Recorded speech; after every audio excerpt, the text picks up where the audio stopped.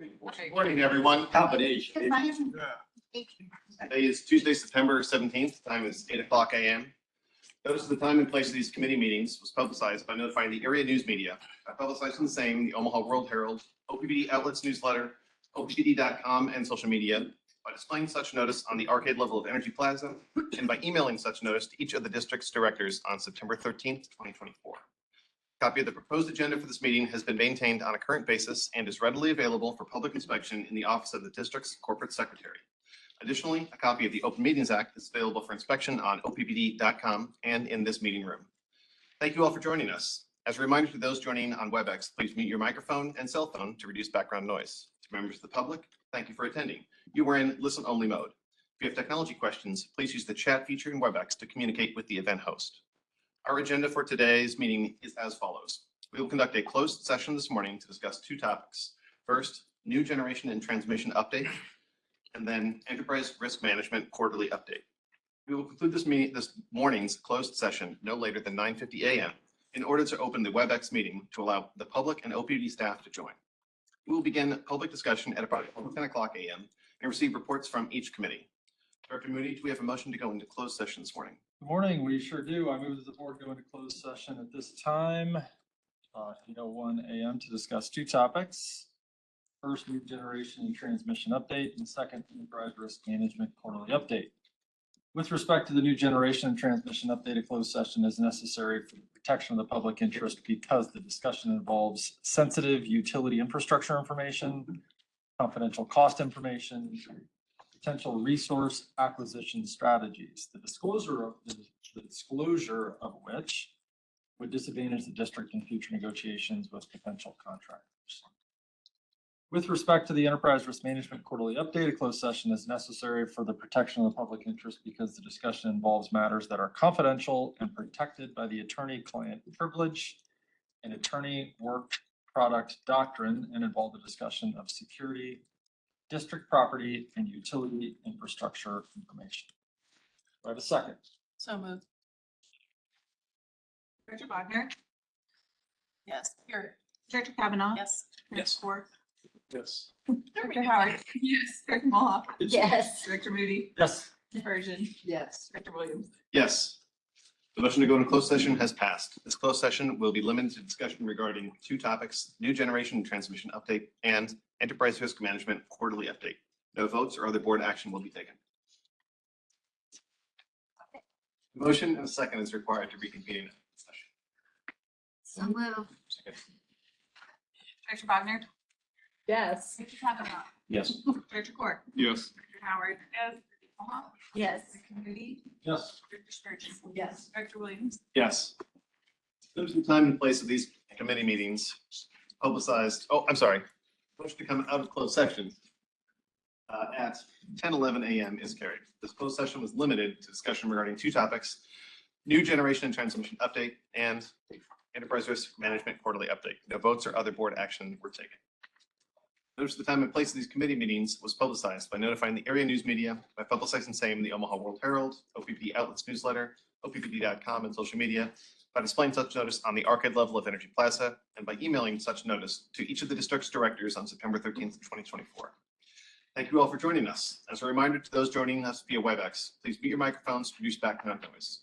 To members of the public, thank you for attending. You are in listen-only mode. If you have technology questions, please use the chat feature in WebEx to communicate with the event host. We will take public comments at the end of today's meeting, as well as the board meeting on Thursday, September 19th, which will be conducted in person at the Omaha Douglas Civic Center and will begin at 5:00 p.m. Public may attend in person or remotely via WebEx by going to OPPD.com. Joining me today in person are my fellow board members, Amanda Bogner, Mike Kavanaugh, Matt Core, Sarah Howard, Janice Moloff, Craig Moody, and Mary Spurgeon. We also have members of our executive leadership team, Steve Bruckner, our general counsel with the Fraser Stryker Law Firm, and OPPD staff. Additionally, we currently have 23 attendees in the meeting, virtually consisting of OPPD employees and members of the public. Today, we will hear the following committee reports. Governance Committee report from Director Bogner, Finance Committee report from Director Spurgeon, Customer and Public Engagement Committee report from Director Howard, Systems Management and Nuclear Oversight Committee report from Director Moody. CEO and President Javier Fernandez will now give the safety briefing. Thank you, Director Williams. I'm going to have Josh Clark, give the safety briefing here in the room for those here physically, and then I'll take on the rest.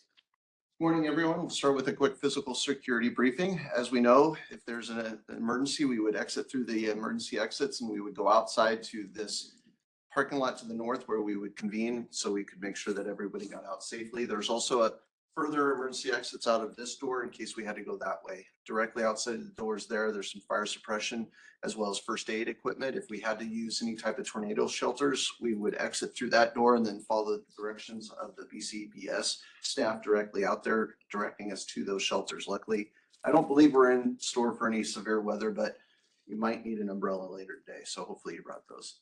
Outside of that, we always recommend you watching out for any trips or falls and environmental hazards, being aware of your situation, and always be ready to ask questions. And if anybody needs any assistance, please just reach out to anyone from OPPD or the Blue Cross Blue Shield building security staff outside those doors. So with that, I'll turn it back over to you. Have a great meeting.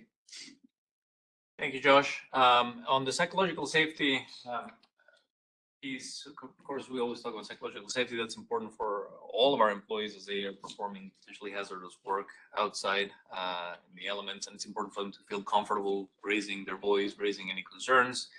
And it's equally important for all of us here in the room to talk about coming to the table with a sense of respecting everybody else's opinions, points of views, skills, knowledge, etc. We oftentimes have debate, and that's healthy debate. But I think the basis for any healthy debate has to start with respect.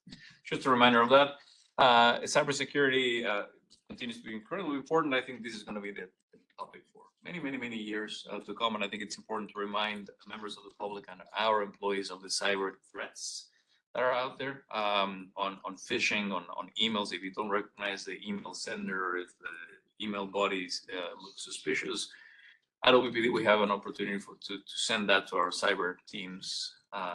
It's always better to be safe.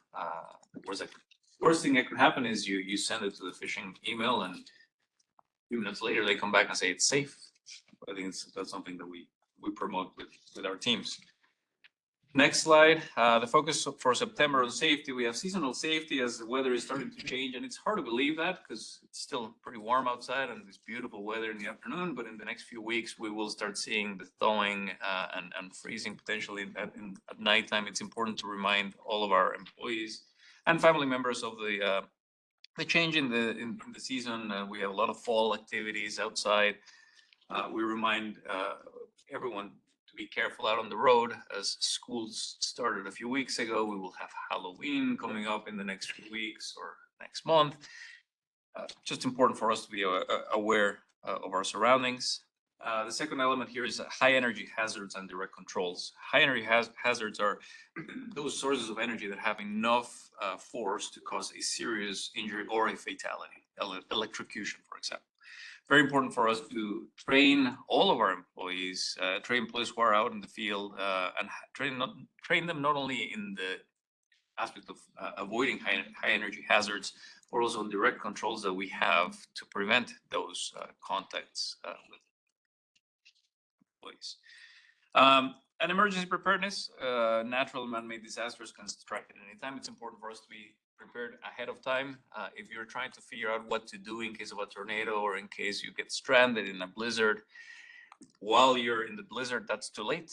It's important for all of us to take some time, talk as a team, talk with your families about all the precautions that we need to be taking. We usually at home, it's around this time in the September-October timeframe that we now bring all blankets and all our winter kit back into the trunk of the car, because you never know if you will ever need those. And you don't want to do that too late into the season. That concludes my safety briefing.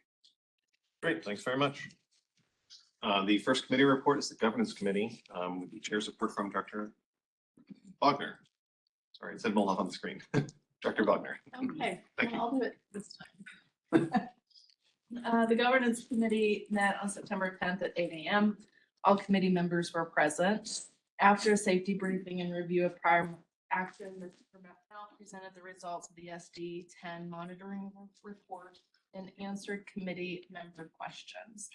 The full board will hear this report shortly.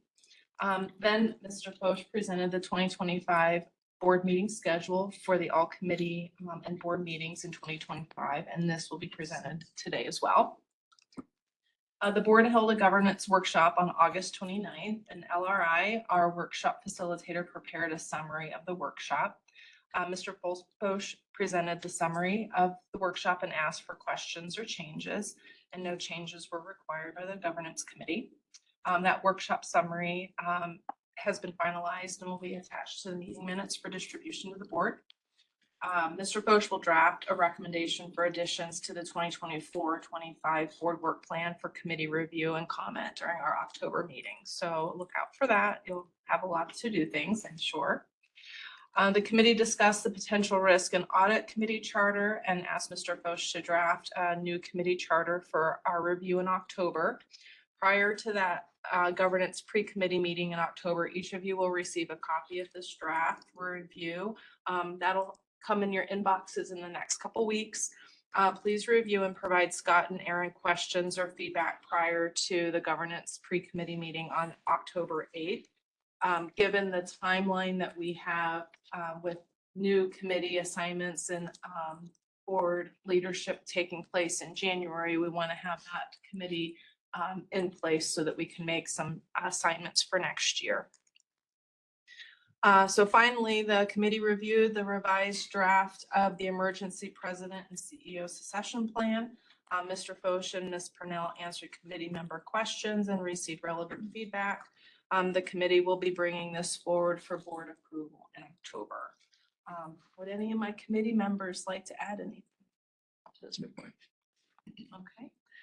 Do any non-committee members have questions? So you said the emergency president and CEO succession plan will require board approval. So we're going to go through an approval process on it. It's not really a document that falls in like an SD or a BL or a GP, the governance kind of policies, but we want to, I would say, show consensus around the plan. And so just going through the approval process will illuminate that. Okay. Any other questions right now? Okay, very good. So the next thing on our agenda here is review of the 2025 board meeting schedule. Mr. Foch. Excellent.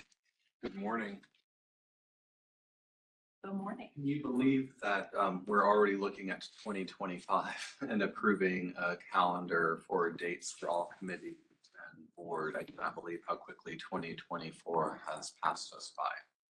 That being said, I want to thank very much Erin Lane for her diligent work in terms of working with Blue Cross Blue Shield as well as the Omaha Douglas Civic Center and getting these dates aligned. You'll notice that on July, this moves forward, assuming that there would be no meeting in July, which is, I know, been very good for staff and board in terms of summer planning to have that notice ahead of time. And we could always convene a meeting should the board make the determination that one would be required. And then as well as the board governance workshop actually aligning on a date now versus waiting so that people can put it onto their calendars. This follows the same pattern as prior years, which is the board meeting takes place on the third Thursday of a month with the all committees meeting convening the Tuesday prior to the third Thursday. Are there any questions, comments, or feedback? Just for public awareness, to your point, Scott, I'll note that work does not stop in July for the board. And in fact, the systems committee had 3 meetings in July this year. So even though we didn't have all of us coming together, there's still a lot that often happens. Indeed. Anything else? All right, thank you. This will be going forward for board approval. Thank you. All right. Next up, we have Ms. Purnell with the SDT. Thank you. Good morning, everyone. Jerry Rainey will be presenting the report for SB 10 while he's making his way to the front. Just wanted to remind everyone that OPPD, in our effort to maintain the public trust, we actually take these things quite seriously. There is a code of conduct to the employees of OPPD, and the board also has its code of conduct. Mr. Rainey will give us a report as to what that looked like in terms of what was reported, both through the ethics point system as well as otherwise. So with that, Mr. Rainey is at the front, and he will take questions after the presentation. Thank you so much. Thanks, Mikkel. Good morning. As Mikkel said, the ethics report itself is SD10. It's essential for us in OPPD to maintain the public trust and confidence in the integrity and ethical conduct of both the board of directors and OPPD employees. Within this code, it's a requirement for high ethical standards for all of our employees as well as the board.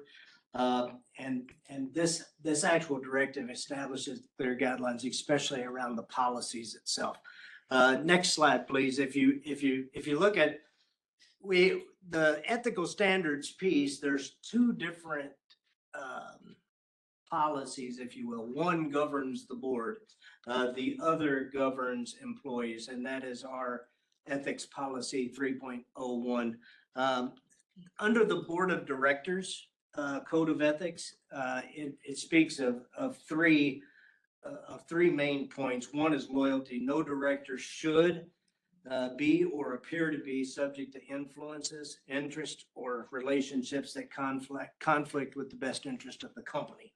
The second is compliance with applicable laws, and that is the company and its directors and its employees are expected to comply with all applicable laws and regulations applicable to the company's activities. And then lastly, the observance of ethical standards and the conduct of duties. Each director should adhere to high ethical standards, and this includes honesty and fairness. Under policy 301 for the employees code of ethics and business conduct, OPPD is committed to conducting its operations with integrity and in compliance with all applicable laws and regulations. The policy is designed to promote, support, and ensure that employee activities are conducted in a legal and ethical manner. Next slide, please. What you see there is a list, both the board of directors and code of conduct and the employee policy 301. They set forth types of activities that may be incompatible, if you will, with the best interest of OPPD and the public. So neither document claims that it can cover all activities that may violate ethical standards, but both do outline some specific examples. Those specific examples are listed here.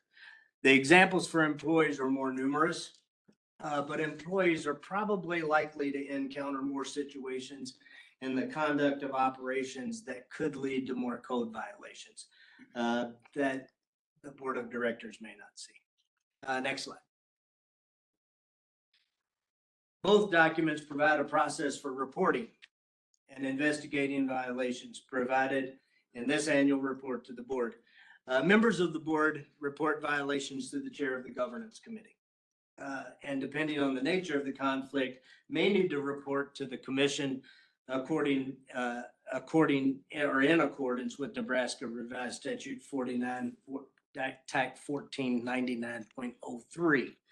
And the process for doing that is also outlined in the statute. Employees may report suspected violations in many ways, anonymously through Ethics Point, which is a third-party platform that we use, or by filing a complaint with Human Capital, report to supervisors, multiple ways that they can report ethics violations. In the past 12 months, there have been no suspected violations have been reported regarding the board. So there were no suspected violations with the board. 35 reports have been filed regarding employees. 26 of those have been investigated and have been dispositioned with, and 9 are currently under investigation. So we currently have 9 that are active. And in 2023, 16 were reported. Just a general breakdown of what has been reported. There has been 1 on the accounting, auditing, internal financial control side. 1 violation was found. There's been one conflict of interest. The violation was not founded. 6 discrimination, 2 violations found, 2 violations, 2 with no violations found with 2 pending. 2 were facility access controls or security. 1 violation found, 1 was not substantiated. 2 were on harassment. 1 violation was found, 1 is still pending. 4 were for improper management practices. 2, no violations found. 2 are still pending. 1 was an improper supplier or contractor activity. Violation was founded. 3 were inquiries. 1 violation was found. 2 unsubstantiated. 3 offensive or inappropriate communication. 1 violation was found. 2 are still pending. 6 fall underneath an other category. The other category is when we put things into ethics point, these are the limited categories. So if it doesn't fit directly into one of those categories, we place it in another category and investigate it in that way. So 6 were other. There was 1 violation found in there. 4 were unsubstantiated. One is still pending. And there were 3 retaliation. 1 violation was found. 2 no violations were found. 1 sexual harassment. The violation was founded. And lastly, 2 violations of policy. 1 violation found, 1 is still pending. Of the total 35 claims, there were no substantiation of allegation found in 14 of those. In 12 situations, there appeared to be a violation. Inappropriate action has been taken. None of those are still under investigation. As far as a historical summary goes, next slide, please. You can see that it jumped up a little bit this year in 2024. I would tell you, while the increase looks large, there are a lot of duplicates this year. We went back and looked. There are about 18 ethics points that apply to 3 different charges. So it was reported in somewhere between 16 and 18 different times, but it was really only 3.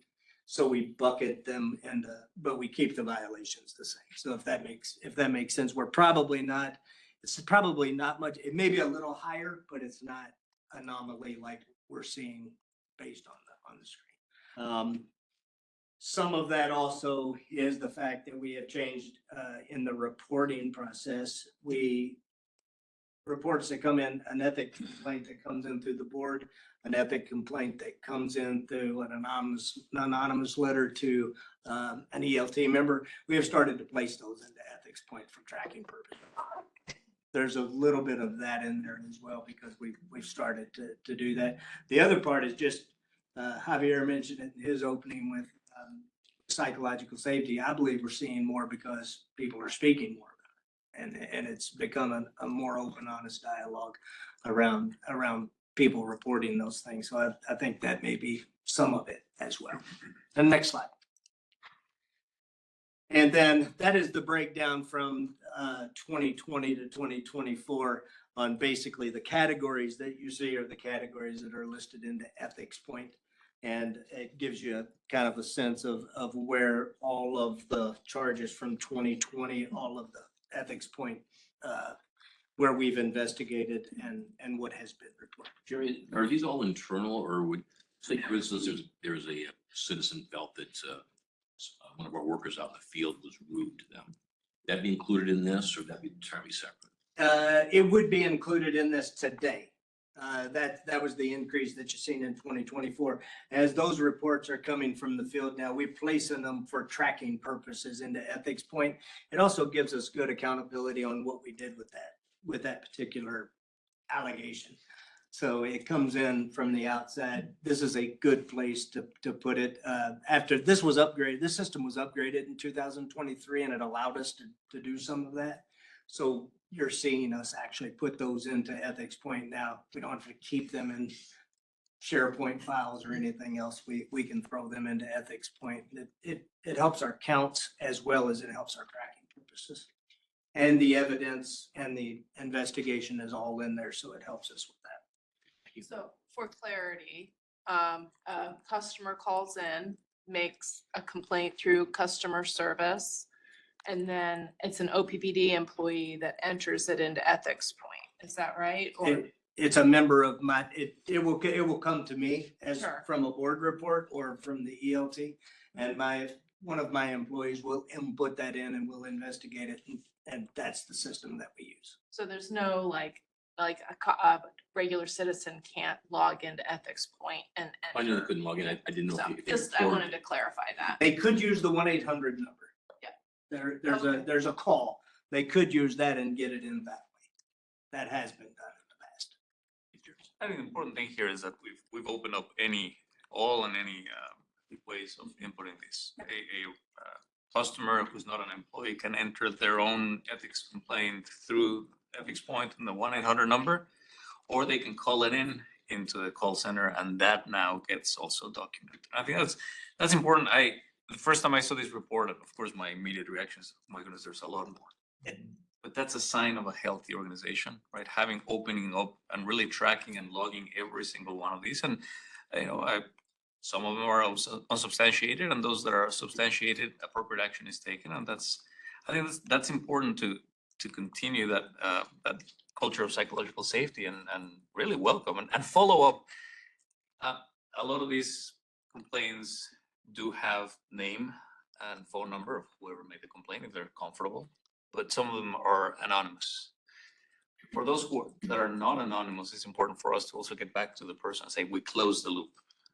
Unfortunately, we can't do that on every one of them to keep the anonymity, but we're trying to do that via this report to say we're listening and we're taking action. We can communicate anonymously via Ethics Point. Right. But they have to come in and look at it. Like it doesn't automatically. So, and Javier, you make a good point as well. The increase in multiple people reporting the same thing, that's good evidence of psychological safety too, because it's not just a singular report. Like multiple people are saying, hey, this doesn't look right, and we need to look at it. And that's most of how the allegations read, is this just doesn't look right. Next slide. The governance committee did review and accepted the monitoring report for SD10. Recommends that the board finds OPPD to be sufficient compliance with policy SD. I'll open it up for any questions. Any questions about the monitor report? Just for clarity on the duplications, is it a duplication of an incident or a duplication of a person? Like you had multiple reports of the same incident and that's a duplication? Correct. But it could come from multiple people. It's just the same incident.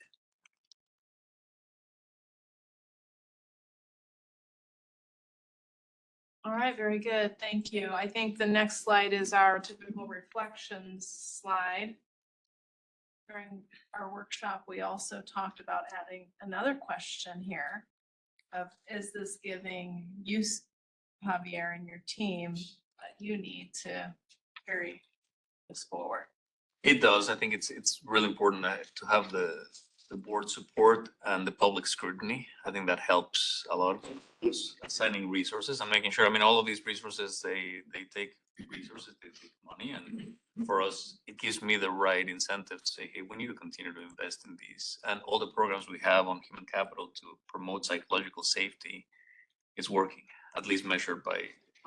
So it is certainly helping us continue to foster a good culture and being the great place to work that it is, acknowledging that there are issues and we have to tackle them.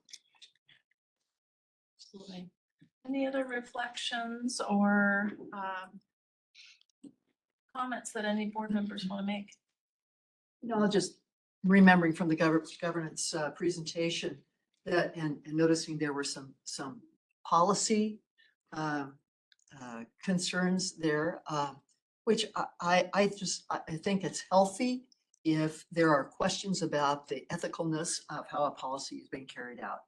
I think that's useful to I think that's good to know that people are questioning, are we carrying out this the right way, an appropriate way? So I think that's a healthy thing.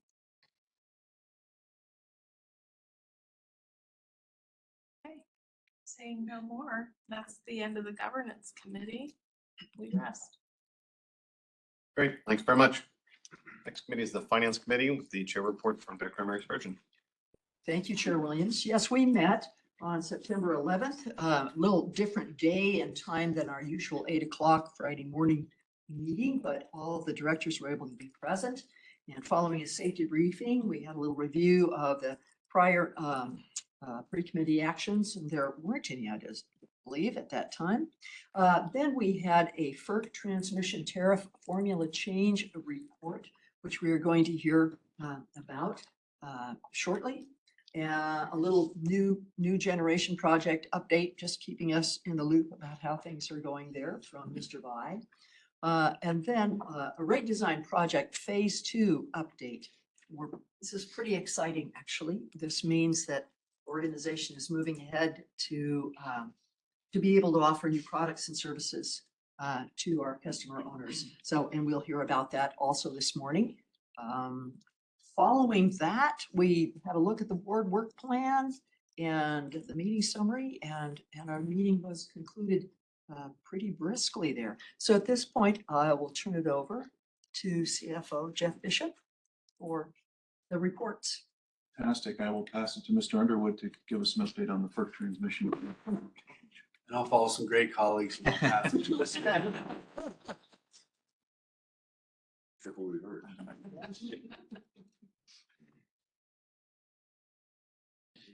Apparently third in line means no other passing. So go ahead and review this issue with you. Really quick, just to introduce Robin Spady, she's the Director of Energy Regulatory. Thank you. Forgot my introduction. I appreciate that.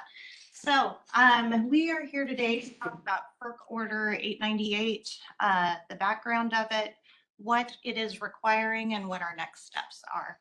So this is the rate template or the formula that identifies what inputs are used to calculate what the district as a transmission owner charges utilities to use its transmission lines.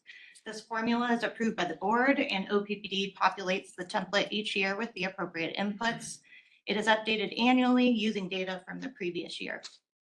This rate is separate from OPPD's retail rates. This rate only applies to transmission customers seeking to use OPPD's transmission system under the Southwest Power Pool's tariff. At the Finance Committee, Brad had a good example. So if there is a utility that's south of us that needs to move power up to the north of us and they need to use our system, they will pay through this rate. This formula is formally incorporated into the Southwest Power Pool's tariff under Attachment H, and it's publicly posted both on OPPD's OASIS page and SPP's membership postings. This template is the worksheets containing specific itemized cost types using the Uniform System of Accounts. The Uniform System of Accounts were created so that accounting practices of utilities would be uniform, consistent, and transparent. So next slide.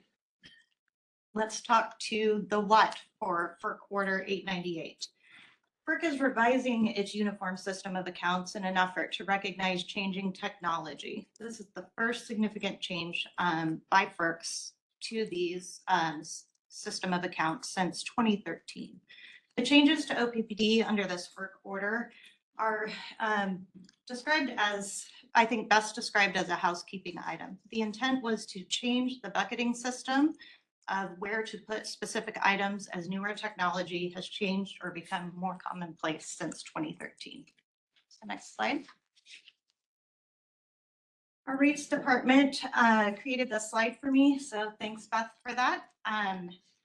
This shows the red line version of the changes to the rate template. As you can see, very small bucketing type changes. And our rates department has reviewed the FERC order and determined that there is minimal to no impact on these changes today to OPPD's transmission rate. So next slide. So what is the impact? As we've discussed, the impact is we will just change the template and how items are classified in there will change. Excuse me. So it does not impact the rate charged either with an increase or decrease to the transmission customers, but again, changes that bucketing system. So if this rate template is changed and approved by the board under Order 898, what we will do is we will make a filing with FERC. That filing will be accepted because it would be in compliance with their Order 898. And these changes would be filed under SPP's tariff and would be implemented by January 1st of 25. So any questions?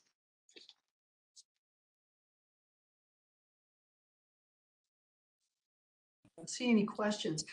This is an action item that will be on our for approval on Thursday's meeting. And just to emphasize, it's a housekeeping thing. And back a few slides back there, currently the accounting system did not have specific accounts for wind, solar, and battery storage, and those were all in other. I think that they're separating them out and asking utilities to account for them that way means that there has been kind of a grassroots growth of these entities. So you have to separate them out in order to make the accounting be more transparent and clear for everybody who's looking at it. Either easier really for, I think, for the accountants to adequately track all of that. So it's a housekeeping item and we are required to approve it because SPP has to have it, so FERC can have it and know that everybody up and down the line says, we are agreed, we will do it this way. Would that be accurate summation? That's correct. Thank you, Director Spurgeon. Any questions on this item? Hear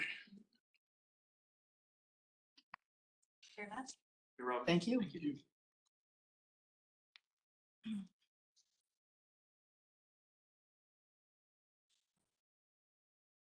All right, next we've got our rate design project phase 2 update.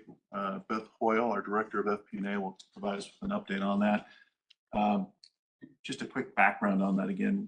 This is just an inform item. We'll talk about what the plan is. We'll cover that here today in terms of the phase 2 rollout. There's no change to rates. So I echo Director Spurgeon's comments about this is exciting. We're proud of the work that's in front of us today and what's going to be presented. We'll just talk in terms of we've been working on this for 2 years. It's been a robust process. And as we think about it, why did we take this on? We had a number of aged rate structures were out there. We had a number of questions, concerns about some of those structures. We also knew that we had time of use coming in front of us. And also as we think about Power to Future 2050, customer choice, customer freedom, we want to make sure that we're taking that all in together. And so again, really trying to come up with a comprehensive and systematic approach to really approaching this topic.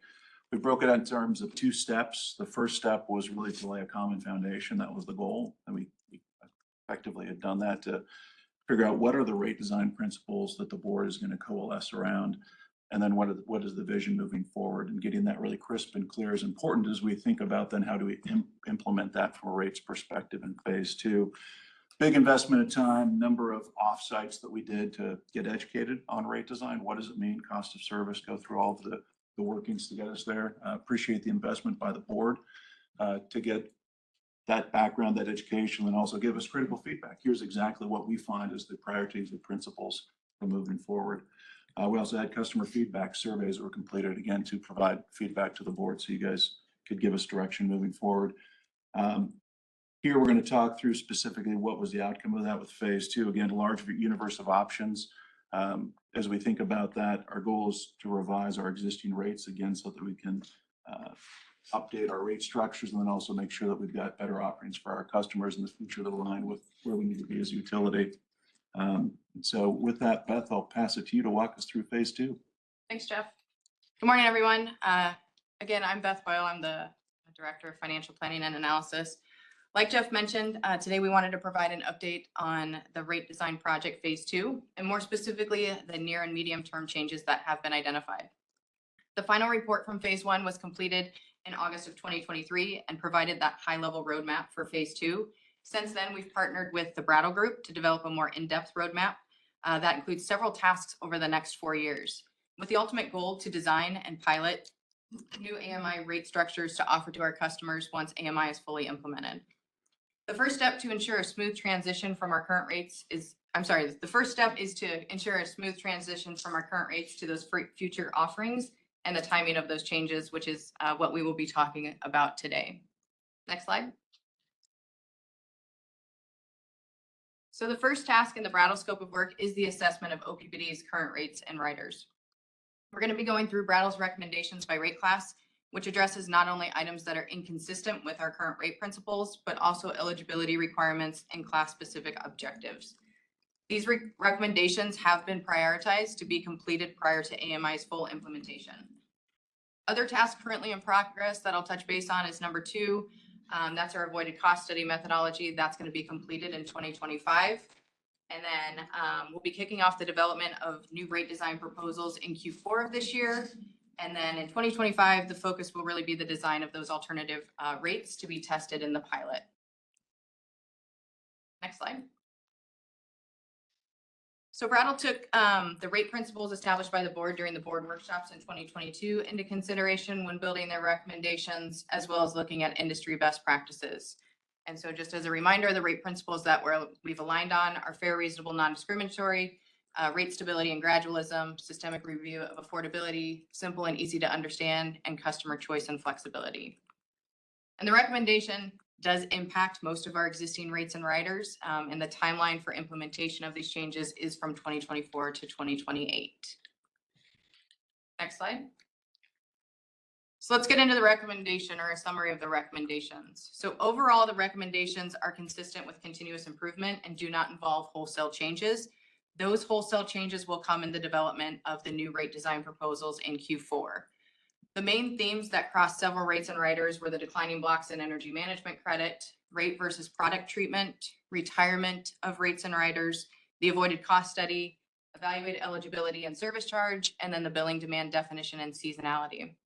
And I'll talk more about the timelines and the specific of those items in the next few slides, but I do want to touch base on the implement versus consider columns. Those implement items are ones that Brattle has identified as not being in alignment with our rate principles or industry best practices, and therefore there's a stronger recommendation on making those changes. The consider are more items that are within best practices, but we have the opportunity to simplify those, or just items to take into account when thinking about changes in our industry. Next slide. So the near-term priorities are those that we're evaluating this year and we're going to implement in 2025. The themes that these cover are the declining blocks, the treatment of rates versus products or programs, and the retirement of riders. For our residential and small commercial customers, those are our rates 110, 115, 230, and 231. The recommendation is to flatten the non-summer declining block structure to one single block. Rates 110 and rate 115 also have the energy management credit, which we would also remove. This is a legacy credit of $0.07 given to customers who use between 100 and 400 kWh during the summer months. It was implemented back in the 90s to incentivize energy efficiency and is no longer within industry best practices. I will also note that the declining blocks change will not be effective January 1st, 2025, but we will be implementing those outside of the rate action, and I'll talk more about that timeline at the end. The next recommendation is to redefine our rider 467, which is our business curtailable rider, as well as our surge guard rider 483, from riders to products and programs, and therefore remove them from the service regulations. This is more inconsistent with industry best practices, since neither of those are technically a tariff. And this change is also going to offer flexibility to meet unique characteristics associated with individual customers. As far as retirements go, we have rider 490, which is our economic development rider, and our green sponsorship rider 499. We don't currently have any customers taking service under these riders, and so the recommendation would be to retire them. And then to touch base on the time varying rate pilot design, Brattle will refer to these AMI enabled rate structures as time varying rates, which include offerings like time of use, critical peak pricing, and variable peak pricing. The plan for this year is to align on what advanced rate structures we would like to look into and possibly pursue. Brattle has a list of about 20 offerings, and so a cross-functional team within OPPD will be reviewing those, hearing the pros and cons, and what offerings are effective based on other utilities' experiences. Once we have that list of potential offerings, we will bring those back to the board in early 2025 to review. The reason why we need to align on those future offerings is because anything we move forward with does require an update to our cost of service study, which does take time. So we want to get started on that in early 2025. The goal would then be to build those piloted rates in 2025 to be ready in 2026. Brattle recommends having 2 summers on the pilot, so that would be in 26 and 27 to be ready for full scale deployment once AMI is fully implemented. Next slide. For the for the medium term priorities, we'll begin looking at these next year for implementation in 26 and 27. This is where we will focus on eligibility, the service charge, the billing demand definition, and also seasonal differentiation. For the service charge for residential and small commercial, we have talked to Brattle about the tiered service charge concept. Their recommendation was implement the single block structure, and then we can reevaluate the tiered service charge at a later date. We would also look at the eligibility of residential, small commercial, and industrial rate 232. So next year is going to be doing a lot of analysis on impacts of potentially changing the eligibility to those rates. For irrigation, we currently charge either by single phase or 3-phase. The recommendation is to look to see if we can consolidate those to one charge, as well as include a seasonal differentiation. For our standby service rider 464, looking to creating a new class that would represent those customers with sizable backup generation and make it the default rate for them. For our large power rate 250, simplify the billing demand definition and align energy demand charges more closely with those underlying costs. Another recommendation for rate 250 is to consolidate rates 245 and 250 into one rate. From a cost of service perspective, these customers look very similar, so there is an opportunity to consolidate them. Net metering rider 483 and cogeneration facility credit rider 355. These will be updated once the avoided cost study is completed in 2025. Our large power transmission level rate 261M, again, look into the seasonal differentiation and well as possibly simplifying the billing demand definition. And then lastly, our supplemental distribution capacity rider 484, again, look into that seasonal differentiation and the distribution capacity demand charge. Next slide. So what to expect in the next few months as we do the rate action and the corporate operating plan for 2025. We'll include updates to riders 467, 483, 490, and 499, removing them as riders from the service regulation due to being products or programs or retiring them since they're no longer applicable. And then for the declining blocks, Greta will come and present the impact analysis to the board in Q2 for those changes to be effective October 1st, 2025. We will also present the engagement and communication plan, as well as additional products and services that will be available for our customers. And so again, this is really just kind of the first step in modernizing our current rates to ensure that smooth transition to those AMI time-based rates. And with that, I'll open it up for questions or comments. I thought we'd just jump on your last comment about just the public process. So ton of work going on between customer, public affairs, the rates team. We want to make sure we've got a robust feedback process. So once we go through the recommendations from Brattle, we'll be then getting feedback from the board and taking that out so we can get, again, good feedback from our citizens who will be paying for it in the future. So important part of the process we just want to highlight. Also, good reminder, I think this brings up that this has been a long time in the making, right? We have the rates redesign process that began about 2 years ago, and we already had a first significant engagement with the public. We talked about these a couple of years ago, I think. Right, so it's been an ongoing process. What the customers value, how would they like rates to be designed, and we've taken all of that information into account, and now we will have another round of public engagement. So I think this is important for the public to hear. We're listening, and it's not a one time. It's an ongoing process for us to listen, to learn, and it's helping us design the rates. And what makes me really excited about these, it's the new investments that we're making on advanced metering infrastructure and the value that brings to the utility, to the customer on many fronts, including the different products and offerings that we'll be able to offer once we have the technology that opens up all these possibilities. Just to double down on that this has been nearly 6-year process from when I first came on the board and we started talking about rate design and the declining block rate structure and all of that. And at that time, we were presented a detailed analysis on how this would really affect customers. And I really appreciate the thoughtfulness that goes into this process. And even though it happened slower than some of us might have wished, it's very deliberate and very thoughtful. And I really appreciate that you consider how this is going to affect our customers at every level before we make that decision, and you give us all the information we need to make that decision thoughtfully. So thank you for that. So on rate 110 with the declining block, glad to hear it. I've long been a proponent of moving away from that declining block for a number of reasons. So looking forward to seeing that accomplished.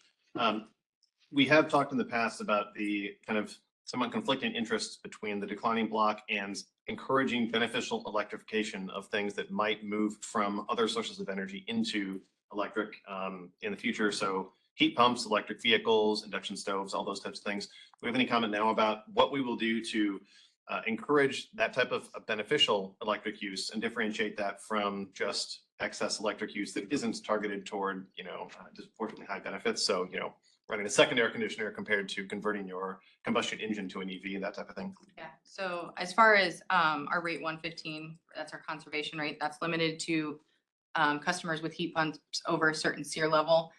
During the evaluation with Brattle, we will look into opening up our rate 115 to our all electric customers. So that'll be part of the impact analysis as well. And for people who are on the way to an all electrification in their residence, will there be some form of encouraging people to take those steps? Because getting to a full electric home is challenging. I'm working on that myself, but the furnace, quite frankly, is extremely difficult.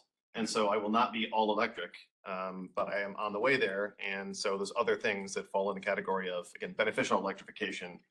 Are we looking at options there? From a rates perspective, not necessarily. I believe our customer team with products or our rebates and whatnot is looking into that. Okay, glad to hear it. But again, yeah, strong support for the fundamental move of getting away from the declining block towards something different in the future. On the rate 464, back maybe 2 slides, specific question there. Standby service, we talked about sizable backup generation. Do we have a definition of what sizable is? Not at this time, no. Will be developed in the future. That'll be developed, yep. And then secondly, is storage, energy storage, a form of eligible backup generation? That is something we will look at as well. As right now, it's not defined as what generation, and so that's something that we need to look into and define. Great, glad to hear we're looking into that. Yep. Lastly, we referred to rate 483, the net metering rate and rider. I am very supportive of making sure that we consider grandfathering in existing systems. There are on the order of 1,500 existing systems from the most recent net metering report, and they have made decisions about how they want to make investments in their own home and be kind of early leaders in clean energy and electrification. And I would hate for us to send kind of the reverse signal to them that you made decisions as an early adopter, and now moving away from the existing compensation structure in rate 483, you might end up in a significantly negative position relative to where you were. So I hope that we consider some form of grandfathering or other backward-looking consideration for the existing customers who made decisions based on the existing rate 483 when we look to the change that we might have after the cost of service study is completed. For 483, we will be talking to Brattle about potentially grandfathering customers in for a certain amount of years. So it is something that we will evaluate. Great, glad to hear it. Thank you. Yep. Any other questions, comments? Yeah, I want to go back to Jeff, what you described in terms of the next steps. If you go forward a couple of slides, that's kind of the basic blocking and tackling. But in terms of when the board gets pulled in, public engagement, could you repeat that? And I want to make sure I understand what the role of the board is in the next steps. Yeah, and Beth, correct me if I'm wrong. After we do the presentation with Brattle, we'll bring that forward to the board, get feedback, and package that up, see what modifications would be to the product that would be taken out. And so I would think from a time frame perspective, we'd be looking in the June, July timeframe. Mm-hmm. Yeah. So that again, we'll educate the board on here's what the recommendation would be. So management plus Brattle have come up. Brattle provides provides recommendation management. Management then presents that to the board. Board will then have the chance to get educated on it, provide their feedback, and we would package that up based upon the board's recommendations and then take that out for feedback to the public. So I need it. Thank you. Other questions, comments? So, sorry, back to the declining block question. There are two other groups, the kind of low and moderate income households who have disproportionately high energy use. And I know we have some programs in place. And so even though it might not be a rate structure, as we consider that transition, are we looking to bolster the programs that support people who fall in that category? Yes, that'll be part of the presentation in May as well. Britain's been working on what that future kind of offering looks like, and so that'll be presented at that time. Great, glad to hear it. And then lastly, there is a certain class of customer there, kind of the rural customer who may be non-traditional for the rate 110, who might have other things, machine shed, dryers, that type of thing, on a rate 110 meter, who might fall significantly outside of what we intended from that rate, but don't make it into the demand charge type of rates. Is there consideration of something that would catch those relatively few number of people who might be in the category of in a shift, disproportionately negatively impacted? Yes, so that'll be part of the eligibility that we'll look at from our residential customers and what does a true residential customer, we do have those extreme users. Is that more of a general service or a small commercial customer? That's part of that evaluation. Yeah, great, glad to hear that we would facilitate them finding a rate structure that works for them. Correct. Yes. Wonderful, thank you. Okay, well, thank you. This is a very deliberate, careful moving forward. And I appreciate the fact that Brattle wants to have 2 summers behind OPPD's piloting of the AMI technology before you actually leap into this full throttle. So that's great, very careful work. Thank you very much. Thank you, guys. I believe the Finance Committee. Great, thanks very much. Next up is the Customer and Public Engagement Committee. To report from Director Howard. Okay, the Customer and Public Engagement Committee met on September 9th at 4 p.m. We covered customer payment and affordability trends, customer experience and engagement, and we also got a legislative update. You'll get a full legislative update in November, and then we will be looking at customer experience and engagement in a future meeting. So the only one that we wanted to bring to everybody's attention today was the customer payment and affordability trend. Tim is out of town, but Britton is going to be a recap for us.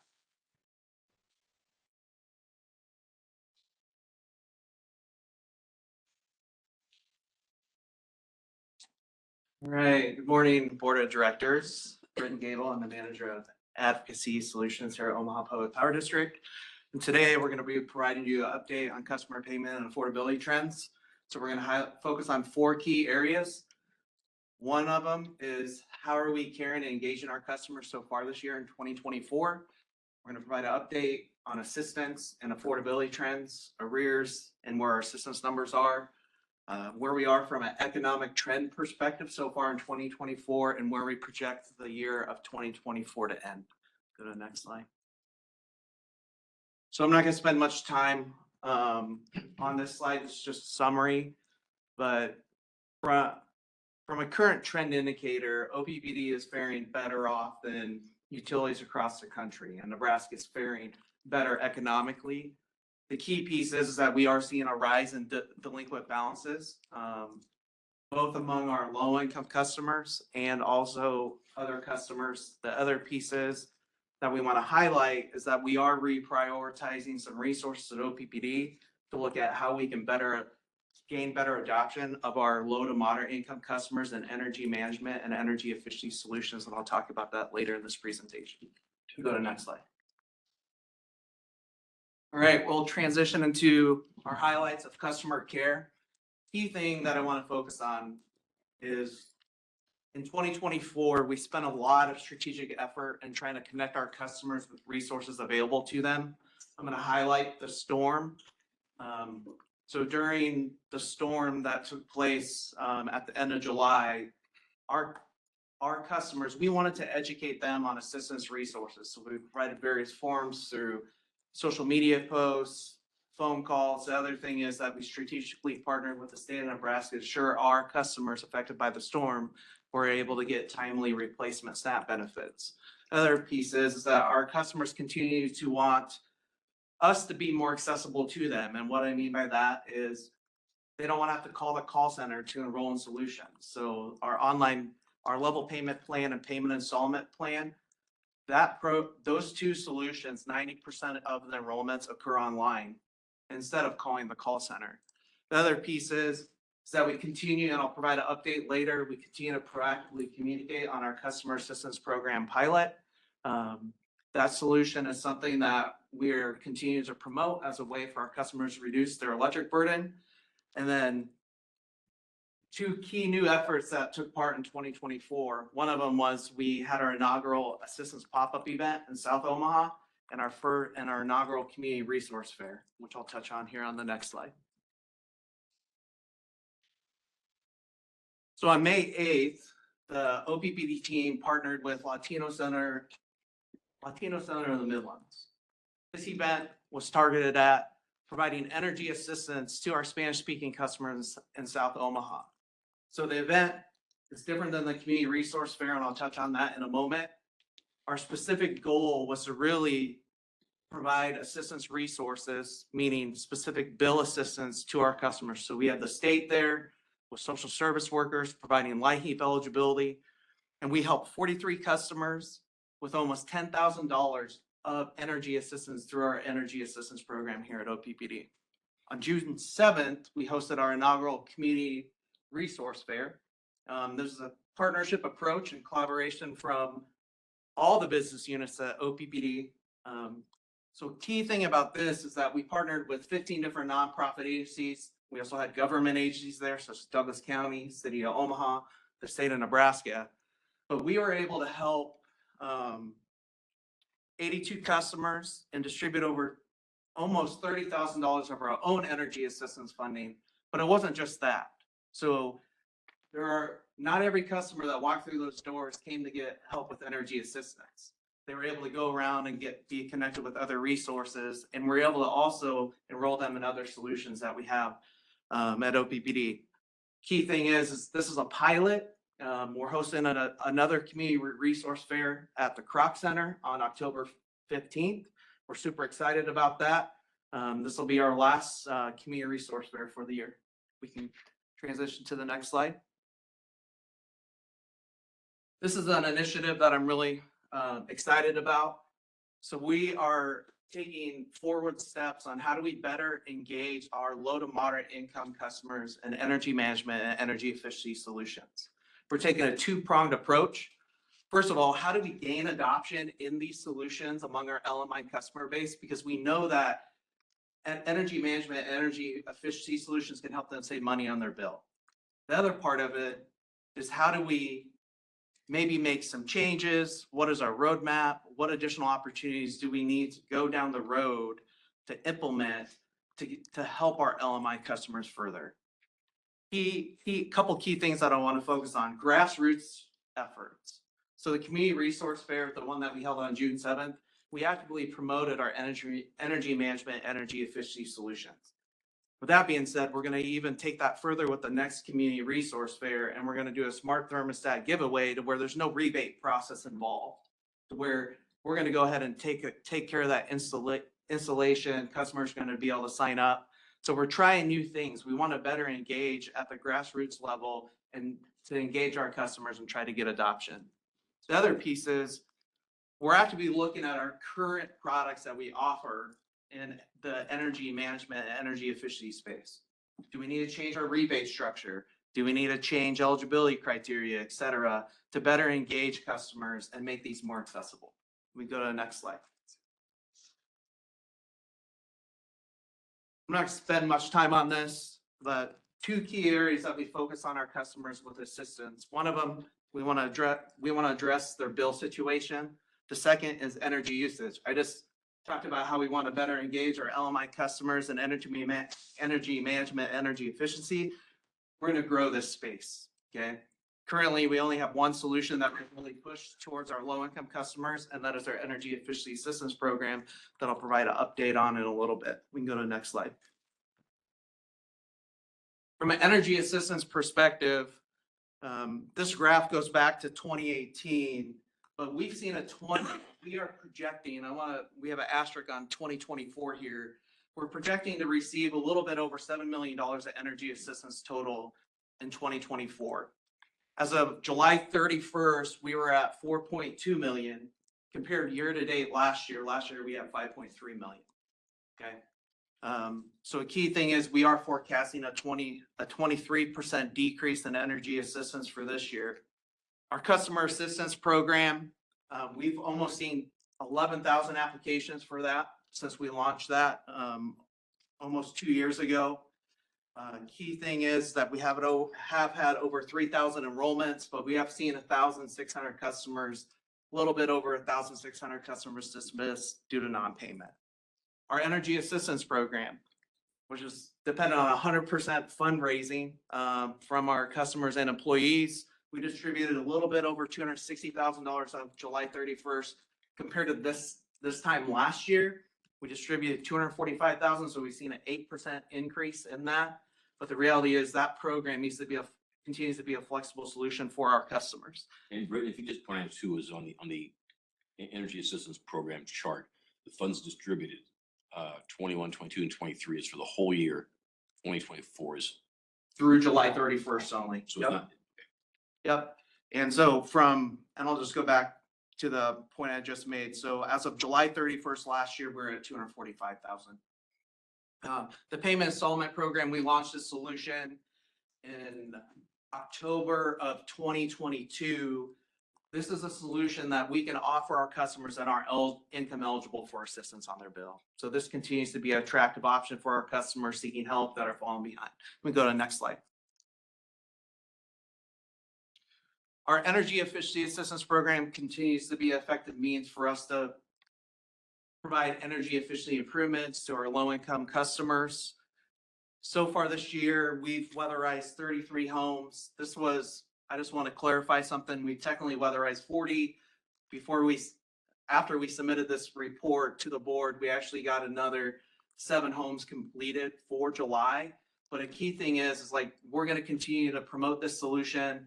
Weatherizing homes is a long-term solution to help reduce the energy burden of our low-income customers. So we've weatherized technically 221 homes since we fully launched this solution. This came out of a pilot that we launched in 2019.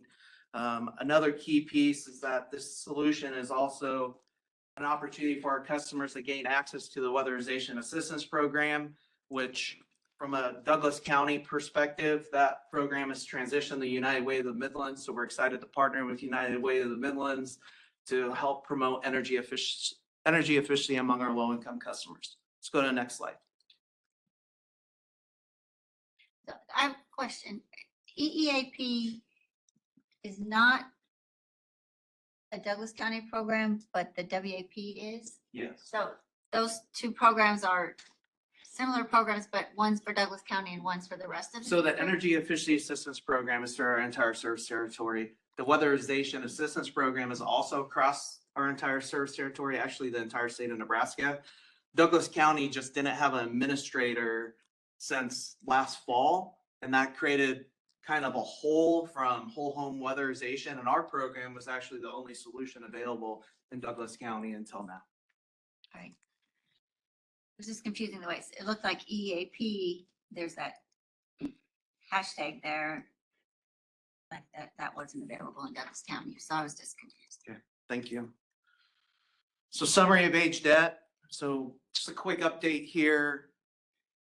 Our commercial and industrial customers that continue to fare well. We've actually seen a slight increase in the amount of customers that are current. On the residential end, we do continue to see those numbers go down. I want to focus in on the age debt. So we are approximately 20% higher in residential arrears compared to this time last year. The other pieces on our customers that are enrolled in the low-income home energy assistance program, it's a similar trend. Those numbers continue to increase from age debt perspective. And we believe this is as a result of the decrease in energy assistance resources available in the community. That pandemic money's not available. We've seen light heat money return to pre-pandemic levels, so that has really contributed to the pressure on arrears. And then therefore, that's turned in the pressure on write-offs as well, where we've seen an increase of 32%. We can go to the next slide. Now I'll provide a quick update on economic trends. We continue to focus, every single month, we monitor economic trends that are going on, first of all, in the state of Nebraska and locally, but also nationally. From an inflation perspective, we are lower from the national number. We're at 2.7%. Our residential average bill was $112.57 compared to $119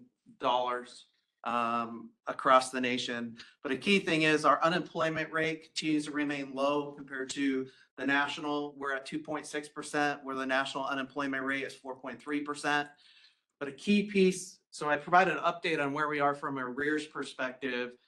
Our customers that feel financially worse off, that's at 39%, where that JD Power mark for the overall national average at 37%. So we're seeing that show up in our arrears among our residential customers. We can go to the next slide. So where do we see things going for the remainder of the year? So we're going to continue to monitor these trends. We do foresee employment continue to slightly increase in Nebraska. We've seen trends in the agricultural industry, even in Iowa, where they've had a significant number of layoffs. So this is where we're starting to see some trends in the economy from a job standpoint. Inflation continues to be cooling, but we're going to see that continue to remain above the Fed target. Key thing is energy assistance. It has returned to pre-pandemic levels, so we're going to continue to promote other options to our customers to help mitigate their bills. And then as a result of those decrease in energy assistance resources, there's can continue to be slight pressure, upward pressure on arrears. That being said, I'll open up for questions. Are there questions for Britton? I'm looking at Craig. Yes, I do have one.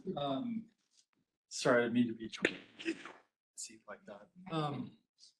In the executive summary, there was a bullet referencing the electric burden growing for low income folks, but I didn't see anything explicitly called out in the slides that nailed that down. Could you talk maybe about what you're finding in that space?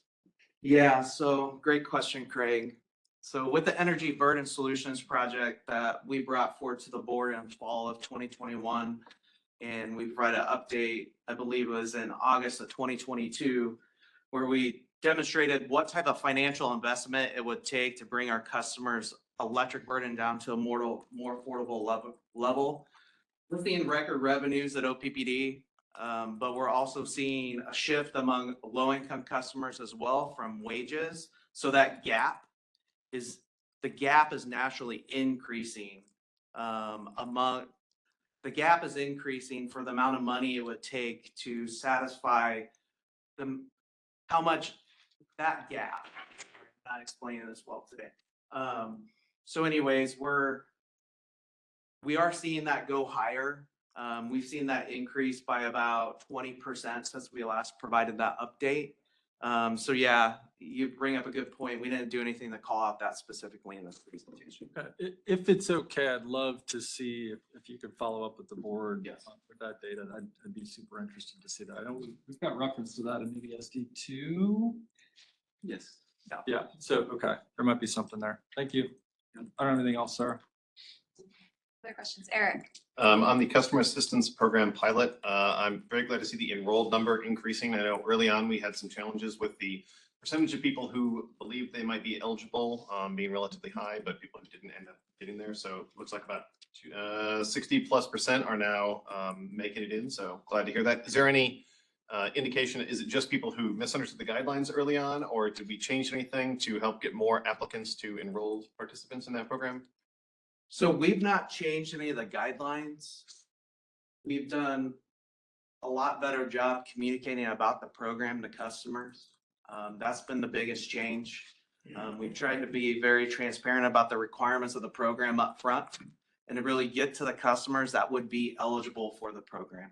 Great. And in past sessions, I think we had talked about the number of potential eligible customers being still quite a bit higher. So I'm glad to hear that we're continuing our targeted outreach to help get more people into that, applicants and then enrolled, because I'm very strongly supportive of that program. So glad to hear it. On your breakdown of the two different ways that we provide assistance, a couple slides ago, the customer assistance solutions address bill payment options and address energy usage. There's an additional program, the Solar for All program, and I only mention it because it is a kind of different option than either of these, but my understanding is it will anticipate on the order of maybe a couple hundred homes per year, moving toward residential solar installations targeting low and moderate income households. So compared to the number of homes that we have talked about on weatherization, this could be as much financial savings, but a significantly higher number of delivered projects over the next few years. Is that something we are looking at as an additional way to address some of the energy burden? Yeah, so the Center for Rural Affairs is the awardee of the Solar for All money in the state of Nebraska, and we're actively engaging them proactively regarding how that funding can benefit our low-income customers from an energy burden reduction perspective. Great, glad to hear it. Yeah, it's another option between efficiency and bill payments. That other thing of generate clean and under the existing 483 that would provide financial assistance to them. So glad to hear we're looking into that. That's it. Thanks. Any other questions? Hearing none, thank you for the Yeah, presentation. thank you. Britt. Appreciate it. And with that, CPE rests. Great. Erin, how are we doing? I think it's ready, but I can't get confirmation. I'm waiting on confirmation. Or, Greg, do you want to do a chair report in the first item and Chair report. let's start with systems. We'll do the chair report in the first item and then probably break up. Systems Committee, Director Moody. Thank you. Sir, okay, the Systems Committee did meet on September 5th for an hour and a half. All members were present. This is going to be short, Director Williams. Sorry, I can't buy a whole lot of time. We're going to get to SD9 monitor report here in a moment. The acquisition of land rights we're going to talk about here in a moment. New generation project updates. Director Spurgeon did talk about that as it relates to finance. I'll simply add for public awareness, and Troy checked me here, but both projects that were referenced here are probably on schedule to be completed in December. As we've talked about before, there are risks with each of those projects, but the committee appreciated the update, and I'll say that we've seen some good recent progress on site recently, so things are looking good. We will talk about SD7 for quite a while here later today, and that's the end of the chair's. Great. We have one item and it sounds like we are ready for that one. We can keep going. That's fine. Let's do that short one and then Sure. go back to that. Thank It's you. ready. And It is ready. it is ready. We'll just go through this really quickly. And actually, I'll ask Jake Farrell to come up and talk to this item, acquisition of land rights for utility operations and infrastructure projects, really due to a street widening. Jake is the subject matter expert and really ultimately kind of will oversee.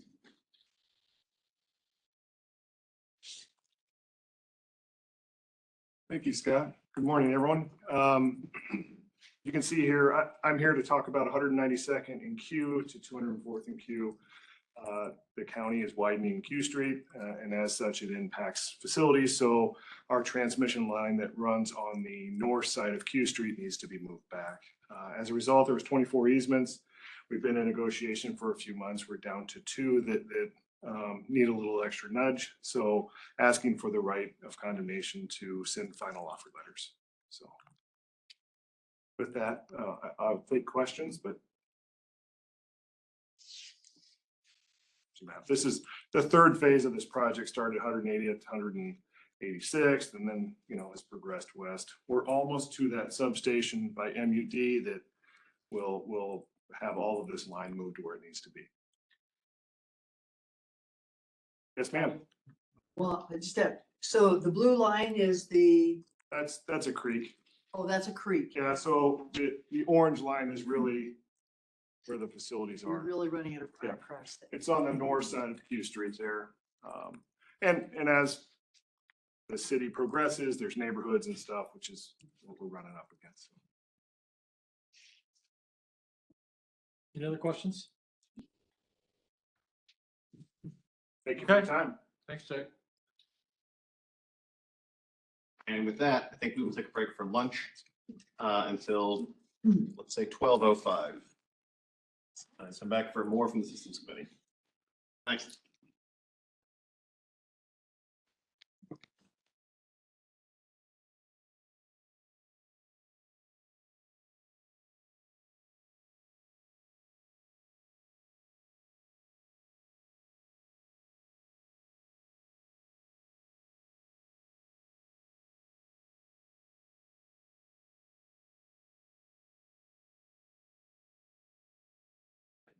All right, welcome back from lunch, everyone. We'll resume with the Systems Committee. So back to Director Moody for next item on the agenda.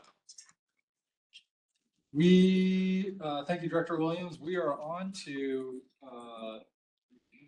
generation announcement, which means I'm passing things over CEO for him.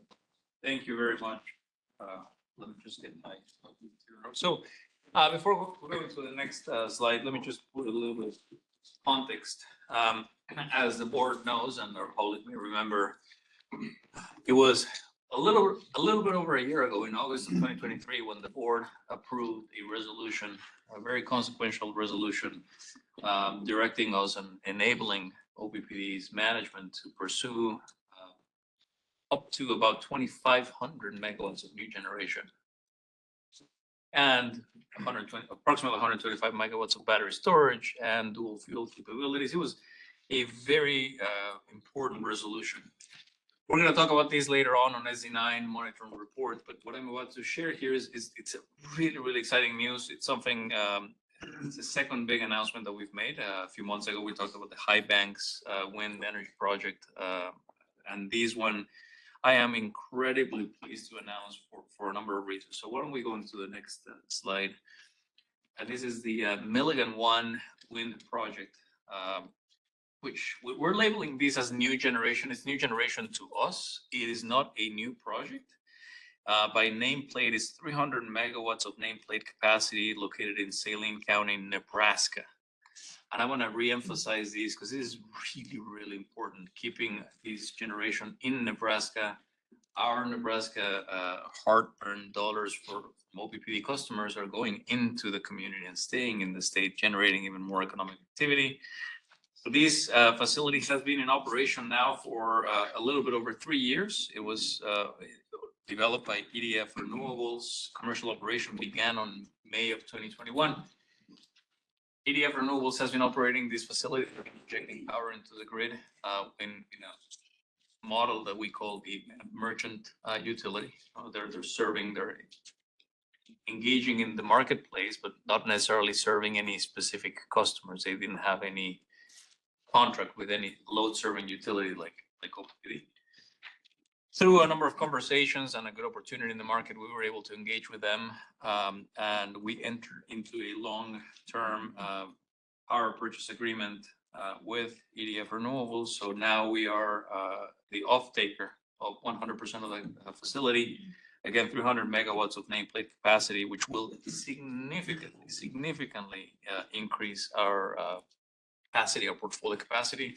Between High Banks and these Milligan Wind, now it's 900 megawatts of new capability. Now, these one, not only are we getting the capacity, but we're also getting the energy from this facility. We are estimating this is going to generate about $100 million over the life of the project, $100 million of property tax revenue for the county, for the school district, for the local communities in Saline County. It involved about more than 150 area landowners, provided about 200 construction jobs back in 2020 when it was being built. And once again, it enables OPPD and enables the state of Nebraska to continue to accommodate more economic development, bring a higher reliability to the grid. It provides a very and much needed diversification of our energy portfolio. Again, we have coal operations, natural gas, MPPD has some nuclear. We're adding solar, we're adding wind. We have a diverse portfolio as a state. And here for OPPD, of course, this helps us augment our energy portfolio and diversify our energy portfolio. I am thrilled to announce these, and just fantastic accomplishment from our team, really helping our customer owners expand, get more energy and more reliable, affordable, and sustainable energy all at the same time. So with that, I'll open it up for any questions the board may have. I'll start first. Congratulations. This is really exciting. And you want to express some gratitude to the team that's involved in working towards achieving these. So let's stop and acknowledge that like this is a big deal and a lot of work went into it. So I think that's really important. The pie chart at the bottom, so if I add those up, that's the 1,500, I believe, right? So if we go back to the near-term generation approval that happened a year ago, we set a range for 1,000 to 1,500. So we're making exceptional progress. We'll see more about that in SD9. I don't necessarily have any additional questions, but wanted to open it up to the rest of the team. Colleagues, if you've got any thoughts, questions, comments. Good. Well, I'd like to echo Director Moody in appreciation to all of the staff right Underwood. I know your team has been working really hard on this. Everybody else involved, tell me to just call out one person, but everybody who's been working on this. This is a great step forward for based on the authorization from SD9 and toward bringing the resources we need to meet growing demand within our service territory. So kudos for this this innovative solution to the rapidly accelerating demand for electricity within our service territory. I'm very glad to see this. I'm very glad to hear that it's already online and being credited into the market. So that's great. It's not a several steps forward to get to the time when it's providing capacity and energy. It's out there right now.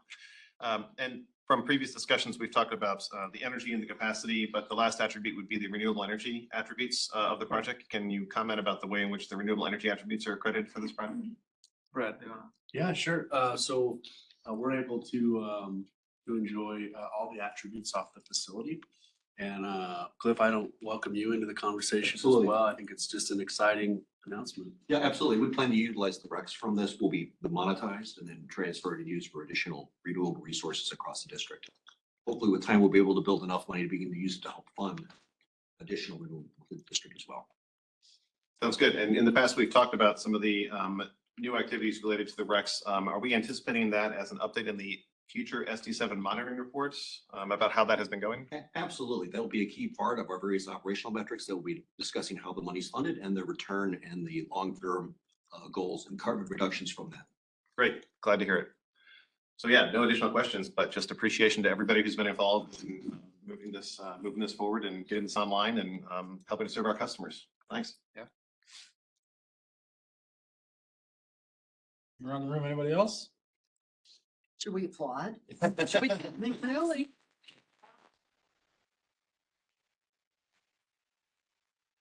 I appreciate that, Mary, because it's, you know, like it's, as a board, we get updates on things, right? And we get a snippet here and a snippet there, and we're not in the thick of it every day. And all of a sudden we've got an announcement for 300 megawatts of wind, and it's kind of like, oh, that's great. But like, it's important to stop and acknowledge that this is a really big deal. And important, to your point, it's a really important big piece of a diverse strategy to ensure that our customers have what they need. So congratulations to all involved. This is great. All right, let's keep going, shall we? We are on to the SD9 Integrated System Planning Monitoring Report. You ready? Yeah, great. You're gonna hand it off. A few opening remarks, if I may. Sure. You see the word integrated up there, and we've had a lot of great conversations over the last few years about talking about the system as a whole. So that's a great thing for us to be doing and to be investing in. It's not so great when it comes to presenters. So since you're talking about the whole system, we're going to have a few folks talk today about it. So we'll limit it to two. There was one more that I wanted in here that I just thought three's too many. So we have a lot of great things to celebrate. We have a lot of opportunities outstanding, and I think that'll come through today. But Colton Kennedy's our Director of Energy Portfolio Planning, and him and Mr. Joe Lang we'll have some great content for us today. So Colton? Yeah, thank you. Thank you for the caveat. Is the mic working? Just check. Do we know? Okay, it's those mics. Very good. So as Brad said, my name is Colton Kennedy, Director of Energy Portfolio Planning for the district.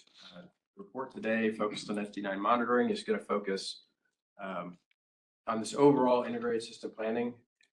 I just summarize what that says. Bring essentially the resources, the systems and facilities to support future growth, load growth under a variety of scenarios. And there are several specific points to the monitoring report. I'm going to go through those in detail as I go through as we demonstrate progress or completion of those items. So this is an evolving strategic directive. These points are consistent with what was presented last year. If we move to the next slide, since last year, in the monitoring report, there was inclusion of 2 additional items. One is to provide quarterly updates, if not more frequent, in status and sourcing activities. And second is provide in reference to those sourcing activities relative to the power with purpose and near-term resource plans. Joe Lang will be presenting both of those items towards the end of the presentation today. So with that, if we could move. The first item is to ensure that we have sufficient year-round resources, supply and demand side resources, to exceed our forecasted load in compliance with regional resource adequacy and planning reserve requirements of OPPD's Regional Balancing Authority.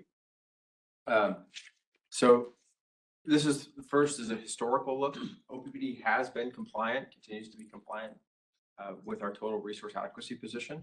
We have for years had sufficient resources and then some excess to be able to serve our customers based on our position and what those requirements are.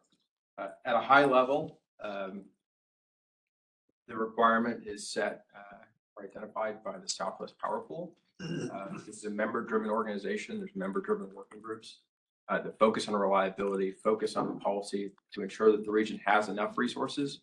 I chair the working group that sets a lot of this policy. And so I do have visibility into a lot of these policies that are moving forward. The last item that you see here is that while we're showing the historical view of a 15%, previously 12%, now 15% summer and winter requirement, we do expect these to increase significantly. Policy is been approved by SPP and it will be filed with FERC to increase the summer planning reserve margin to 16% and the winter from 15 to 36%. So establishing a significantly higher requirement for the amount of resources to bring. Colton, could you clarify a little bit too, especially with media here? The increase in the reserve margin, SPP has approved. Is there federal ramifications if we don't? Is this strictly a voluntary thing? Could you maybe elaborate a little bit more on that? Yeah, so it is a requirement. Requirement as far by as FERC, federal BAs have sufficient resources. And SPP, the BA, the balancing authority that OPPD is part of, passes that requirement to its member organizations that are responsible for load. And so OPPD is required, and that is backed by a federal requirement to support reliability. And again, the reason why the significant increase, particularly in the winter months, is because. Yes. So I guess. I don't put you on the spot. No, it's fine. I think, as the region, as sort of the region's evolved, right, I think there's a better understanding of the risks imposed in the winter. I think in the last several winters, we've seen very extreme correlated winter events that have affected a large number of resources of all types across the region. And so policy is in place and promulgated to make sure that we have enough resources so that the region is reliable, is resilient, can withstand even the harshest conditions. So it's really an evolution of policy to catch up with what the need is. I think Colton, great characterization. Excellent question. I think we've talked a lot about prior winters. How strong is the system to deliver? And we've identified areas that we think should be better. And this is the RTO seeing the same thing and raising the requirement for everybody to make sure we get those strong outcomes in the winter. This is their tool to do that. Is water availability playing more of a role in the winter than what it would say in the summer, I guess? What would you say to that, Troy? I'd say it's a big portion of it. I mean, there's thousands of megawatts along the Missouri River that have been impacted the last several years. We've also seen just deep freeze events that are impacting other types of generators too, even those that are not on the river themselves. So it's kind of twofold in nature. Something else I'd like to add is the winter has been the most problematic. But we see alerts from SPP quite common throughout the year now, which historically wouldn't have been the case. It tells you that there's some work to be done, whether it's winter, summer, spring, or fall. We have to strengthen our grid here in the United States to maintain the reliability we're used to having as a country. I think if I were to summarize this, and part of this is a little bit of misconception, one technology versus another technology. Here, what we're seeing is the winter is impacting everything. It's impacting water availability, which impacts, in our case, our coal units significantly. It has impacted us in 2021, the availability of natural gas. It impacts the availability of solar because of the time when we have peaking in the winter. It's usually the dark hours of the day. And wind, right? All these storms, all these weather events also make wind more variable. So winter season is becoming a critical season for all utilities on all generation types, all different technologies. And I think this is a response to how do we mitigate that risk? Well, let's add a lot more of everything to have that resource adequacy we need in the winter. That's my non-technical description of. Are you surprised the increase, particularly in the winter reserve margin, wasn't done so on more of a gradual basis? It seemed to be a very significant jump. It is, and maybe I'll have Colton talk about this. I think the other piece that is coming to play here is not only the weather events are becoming more extreme, but we have seen a very significant increase in demand, in load. A lot of electrification of heating. Where in the past it's been, we've seen a lot of air conditioning for cooling, and we're seeing a little bit of a lot more heating, electrification of heating. But Colton, anything you want to add? Yeah, I mean, I think it's traditionally the summer has been the period of concern, and so that's where the focus has been. As we've seen issues around reliability in the winter, it places additional emphasis and additional need to review what the requirements should be for that. So the load is typically higher in the summer. And historically, we've had the view, if we have sufficient resources for the summer, we'll be okay in winter. And that's speaking from a regional planning perspective. I think this is in part increased focus on planning. And historically, we've had more than 15% in the winter. The requirement's only been 15%, but the region's always had more than that in the winter. And so this is just establishing and firming up what that winter requirement is to preserve reliability. Director Kavanaugh, maybe a slightly different flavor of answer. At the members committee, when they voted this in, I was sitting to the left of Director Spurgeon, and we got to enjoy this conversation together. There was substantial discourse on the speed of which this was going to go in service. And we are challenged to meet this. And that's why we've been working so fervently. So I think we need to be clear on the difficulty with this and why the teams are so focused on announcing the solutions that we've been announcing, and why we'll stay focused to finish it off, for lack of a better term, even though I think we're going to be doing this for a while. Thank you. Yeah, thank you. Thank you. Thank you, Brett. So if we could pivot to the next slide. First view is our historical compliance perspective. This is on a planning perspective. There's two graphs here, the summer planning reserve margin versus resources, and the winter planning reserve margin versus resources. This picture continuously evolves for us as we understand changes in potential load growth within the service territory and the timing of resources coming online. OPPD plans to be compliant with all future resource adequacy requirements. We plan to have sufficient resources, and a large part of that is the approval of resources that the board has provided so that we can get ahead of some of these policy changes and get ahead of the need to support regional load growth.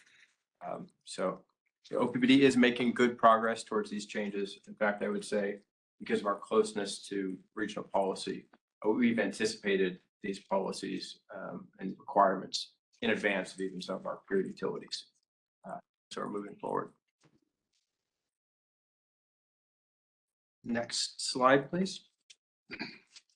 Part of this is focused on resource planning, and another part is focused on transmission and distribution planning. OPPD maintains a very robust and talented transmission distribution planning team. In the transmission planning space, planning is heavily regulated.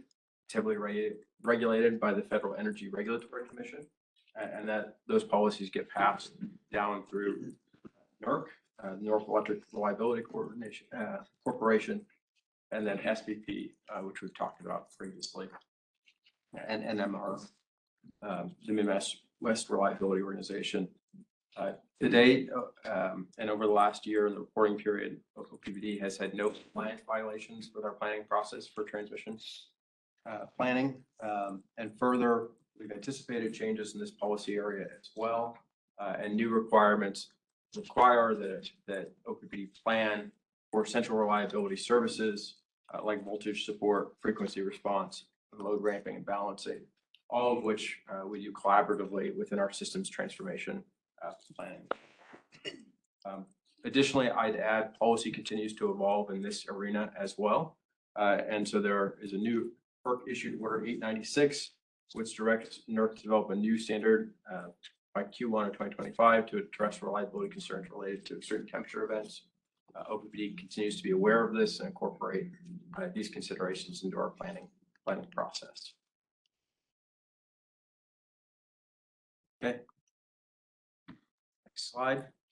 The third item here is to ensure that planning accounts for potential extreme weather events, changes to demand, supply side regional resources, and extended periods of low energy production by variety. I'm going to lead you through a few slides here, one focused externally and then the other focused on OPPD's resources. So our strength in part during critical events is also dependent on the strength of the region as a whole. And so OPPD has been very active in our participation in regional policy to ensure that we have a strong region to provide power. There are a number of policy items here related to the increased planning reserve margin, performance-based accreditation for conventional units, effective load carrying capability, which is a way of accrediting renewable resources based on statistics and how they produce when needed most, and then fuel assurance policies, ensuring those resources that are fuel dependent are available when needed most. So there are a number of policies that are in active development, are at various stages of filing with FERC.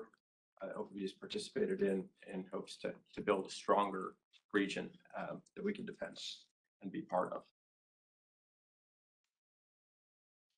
Next slide, please. Focusing on our own resources, we're going to focus first on existing resources, and then we're going to focus on new resources. As far as our existing resources, OPPD has been making a number of efforts to enhance the reliability of our fleet during extreme conditions. As part of this, we are planning the addition of dual fuel capability or Cass County generating station. Currently, that's a natural gas only facility, and there are plans to make that a dual fuel facility with fuel stored on site and able to generate for an extended period of time in the instance of potentially regional natural gas disruption. That's how you mentioned. We have made investments in heat tracing and monitoring at the Sarpy County station. So, there are facilities that are susceptible to freezing, and this improves our ability to mitigate that freezing and monitor it, so we know, what status the equipment is, and that it's available and ready to function when needed. Another item is we're in the process of adding and planning for addition of enclosures to mitigate freezing and building protection at the Nebraska City Station. So a very large power generating facility and a number of critical systems to ensure that the units are reliable. And so we're continuing to make investments there. Looking outside of the generation fleet, we're making investments on our transmission line rebuilds to ensure that those facilities are able to withstand high wind conditions, withstand the types of conditions that we're experiencing. And lastly, through a collaborative effort, working with the U.S. Army Corps, the Western Area Power Administration, SP, and other utilities, we're working to understand actions to mitigate the effects of frozen river conditions on our generation facilities. Certainly, there's a lot of work to be done here, but potentially through planning of hydraulic flows at critical periods, we may be able to mitigate the risk of generator outages at our facilities. A number of parties involved in something like that. Next, we'll pivot Can I add? to. So you highlighted a few things. That's only a small piece of the work we've been doing on our generation facilities to help. During cold events, heat events, we were using thermal cameras, things of that nature to understand where our potential weaknesses could be. Heat tracing, insulation, intakes, all that stuff are things that we're working to harden and make better for the future. And the new stuff we're building is being built at conditions where they can run at -30, -40 more easily than maybe some historic plants. So lots of work in this particular space to harden not only current assets, but we think about the future and the amount of interruptions we've seen in the winter time, setting those new assets up for success during those time periods. Heavy focus for us here at OPPD. Thank you, Troy. I think just getting to the slide that we're on, our new facilities will have a -40 and -30-degree design temperature for Sandy Lake and Turtle Creek. So extremely cold weather ratings that those facilities can produce when needed most. Additionally, those new facilities will have 72 hours of on-site fuel, again, to mitigate potential regional supply disruptions. The district is investing significantly in new transmission lines. This helps us ensure that we can import power when needed and deliver power to areas of our territory where it's needed most, and support our system in critical areas. So it enhances the resiliency and reliability of our system. Lastly, for elements of our new generating plan, these resources are less water dependent. So when we're talking about our future combustion turbines, thermal resources, and we're talking about solar, these are less dependent on water and add another element of diversity to our already diverse resource portfolio to help provide resilience and reliability for our system. Okay. The last slide focuses on quantitative metrics for reliability on a planning basis. So I'll just state that reliability planning is a statistics modeling paradise. It's an opportunity to think in the space of what could happen, to take past events, and to be able to simulate those potentially for the future to make sure no matter what future conditions we're in, that we're able to support the system reliably. And so we plan to a metric called loss of load expectation, where we have fewer than one day of events per 10 years. That translates to over 99.99% reliability. And so this is what we're planning for resources. And to get there, it requires enough resources. It requires resource diversity. It requires the robust portfolio that it has. I will note that as we're pursuing resources currently, we haven't updated the 2023 modeling results. We have had the addition of PlatView, which would improve our system's reliability. There's a number of facilities that are in progress that will also enhance that target. Okay, that is the last that I have, and we'll be turning over to Joe Lang on the last item.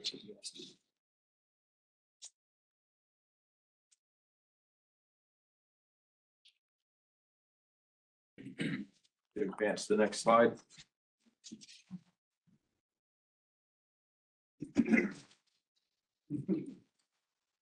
Thank you, Colton. So we have for the past year or so, and since approving the board resolution in August of 2023, have provided quarterly updates and walk through the projects, et cetera, and kind of where we are in our progress, consistent with SD9. And so the next slide provides just a summary into SD9 of where we stand with the SD9 requirements. And Colton hit them earlier, had the table of the megawatts and the years and the technology. So we'll hit them here. For 24, 26, 28, 2030, we're kind of have 2-year hops. We announced High Banks Wind Farm in June or so of this year. And High Banks is 600 megawatts. So it in essence meets the 24 and 26 SD9 requirements, kind of in one fell swoop in that regard. And then another 300 megawatts, Javier just announced a moment ago. And that in essence even goes out to fulfill the 2028 requirement. So definitely ahead of schedule in that regard. And the teams have felt that. There's been a lot of work going on to achieve that. And the 100 megawatts that we have outstanding in this regard, we've got K Junction. We purchased the rights to K Junction and are working on that facility. And certainly the future of that facility is uncertain at this time as we're working to develop that and work with York County on the regulations out there and additional project negotiations. So we have advanced negotiations on other projects as well to help work towards that 100 megawatts. Excuse me. On the energy storage perspective, we've begun a facility study at North Omaha Station for battery storage there, potentially subject to the results of that feasibility study and what that looks like. And also we have some negotiations on battery storage that relate as well. So we'll see how those efforts also progress. Then dual fuel combustion turbines, the board resolution states expressly 600 to 950 megawatts. SD9 lays out the 600 requirement here. And we're definitely on track here. So we have the turbines contracted at a lightning pace. We did the team did a great job with that. And then working through the EPC processes to get an EPC contractor contracted and ready to advance on the intended schedule. And then demand response, minimum of 32 megawatts, and the customer group is working feverishly on those items. And we've currently obtained an additional 13 megawatts of demand response. Is a huge win in that regard. And on-site fuel storage for Cass County Station 1 and 2. We're adding that conversion in for winter accreditation of those 2 units. We similarly to above, we've got the equipment contract signed as of August with Siemens. Great step. And then the EPC process is underway too, so far as getting an EPC contractor to complete that work. Joe, before we move on from these, if I may, just add a couple of comments here. First, I want to take an opportunity to celebrate. I'm very pleased, and I would be curious to hear the board's reaction on these. Incredibly pleased by the progress we're making, and the teams have worked tirelessly, weekends, vacation times. It's been rough, but we're doing it because our customer owners need it. We need to build more so that we can continue to serve the growing demand, the population we have in the state, residential, commercial, industrial customers alike. It's a growth like we've never seen in recent history, or perhaps ever. So all of that is fantastic, and I'm very grateful. And at the same time, tying these to the conversation we were having earlier, Director Kavanaugh, on plan reserve margin, the 2 projects that you see on the screen, High Banks and Milligan, while we're excited about those, they're not new electrons into the grid. We were we're grateful in that we were able to acquire the rights for different attributes of those projects to the name of OPPD for accreditation in the Southwest Power Pool and continue to work for our customer owners. But those are not new electrons in the grid. They're not necessarily strengthening the grid as we would need it to be strengthened. And so I'm tying these to the previous conversation we were having about planned reserve margin, et cetera. I also want to highlight at the same time as we're celebrating, I also need to insert a sense of urgency for new construction, for new electrons, to really strengthen the grid and add reliability and resilience to the grid. So I want to celebrate these and also call out that the need to build new generation in the state of Nebraska is immense. The urgency is there. We cannot grow as a state. We cannot continue to attract companies and investments as a state if we don't build the electric grid that we need. I can't announce yet, but I can tell you today that we are very, very close to getting yet another contract in place. We're waiting for just final signatures and final details, and we will be hopefully be able to announce another project here very soon that will bring new electrons into the grid. But I wanted to contrast the celebratory part of the slide, which I think is due for celebration, certainly from my perspective, with the fact that we need to break ground. We need to install new panels, turbines, windmills, whatever it is that brings new electrons to the grid. Because the physics are the physics, and we truly can't ignore the fact that we need more generation. So for those standing on the outside looking in, who are looking at the 900, yeah, math is right, the 900 that we've contracted, who might say, well, you should be good, right? Like the point that you're making is not necessarily, there's a lot of work left to do to make sure that we have the system that we need in place. We're better than what we were before, sure. But not all the way where we need to.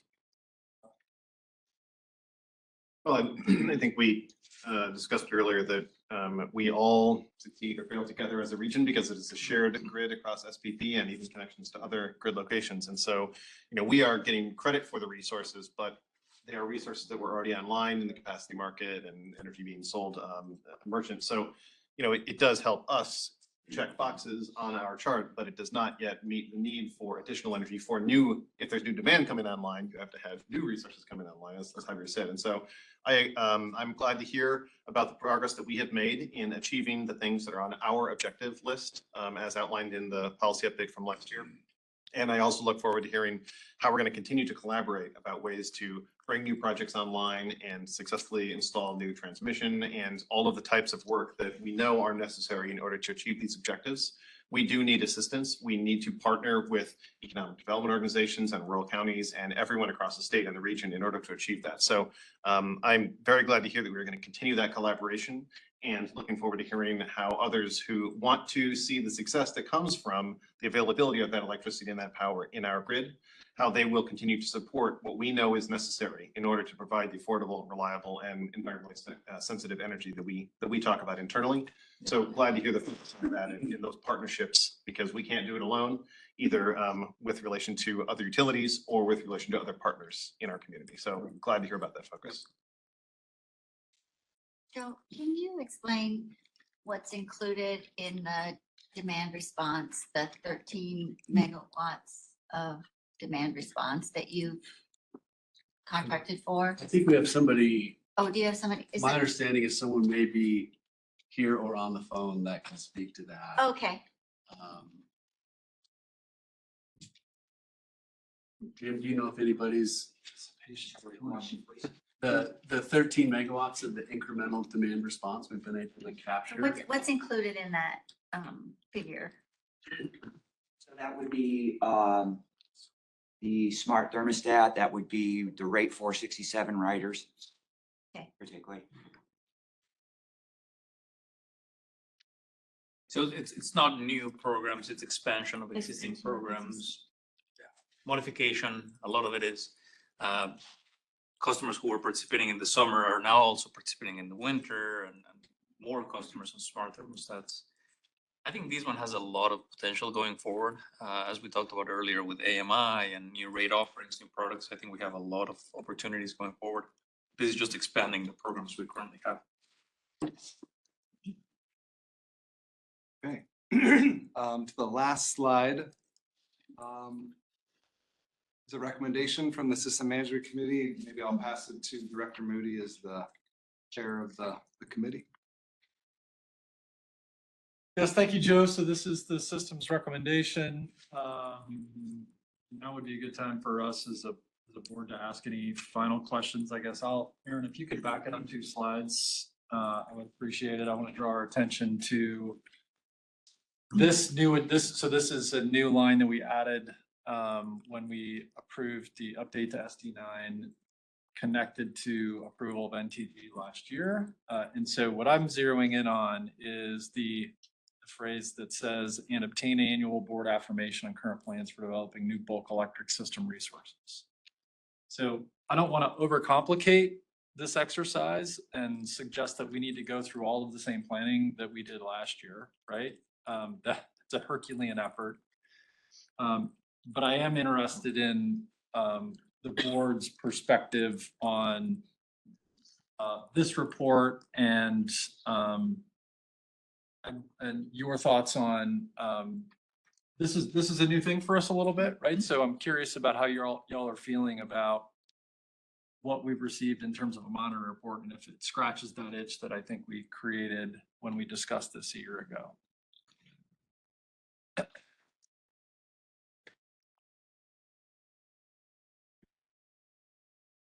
I think it's been fine. Yeah. Okay. Seeing the metrics and I love seeing the colors. Like, I think it just helps me to conceptualize that we're making progress and that we're making a lot of really good progress. Mm-hmm. And it's also really fun to see the dates like 2030 when it's like, oh, we're almost there. Yep. It's really helpful to see that progress in such a visual way. Thank you. Oh, Eric, you started. Yeah, we talked about the update in the monitoring report, but also the quarterly updates. And we had a lengthy discussion this morning about new resources and where we are on a variety of different existing projects and where we expect to be in the future. So I think that is a very effective mechanism. I think that's something that I appreciate that we were able to develop last year, a more regular basis of updating where we are and what we should expect in the future. I think last year at the time of the development of this policy update on SD9, I think there was some uncertainty from directors about what to expect moving forward.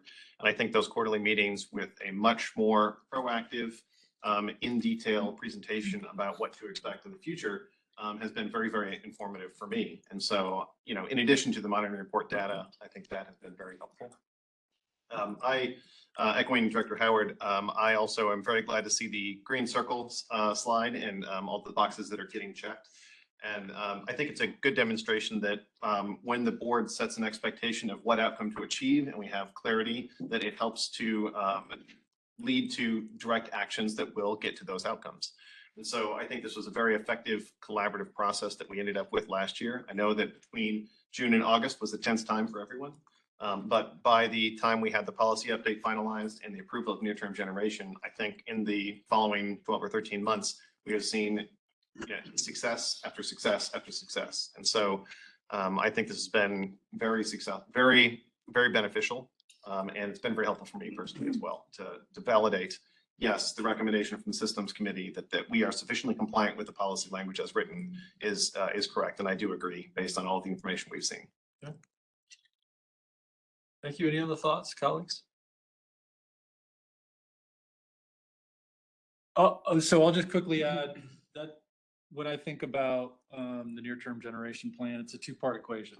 It's what is the demand coming in as fast as we anticipated, and clearly it's not overtly spelled out in this monitoring report, but we've received regular updates that demonstrates that demand is clearly coming in. So it's point being, it's not as though we're going long at this point and we need to slow down. The demand is there, and the work to meet the demand is also pretty consistent as well. Okay. Other thoughts, comments, questions about the recommendation, or any questions on the details on the slide that didn't ask yet? If I may offer, just at the risk of being Captain Obvious here, I think this is important. What you just said is super important. It's not only are we meeting the requests and the expectations of the board, but ultimately it's meeting the expectations of customers. Yeah. this is enabling us to energize customers who've been waiting for a few years, some of them now, to move them closer to energization.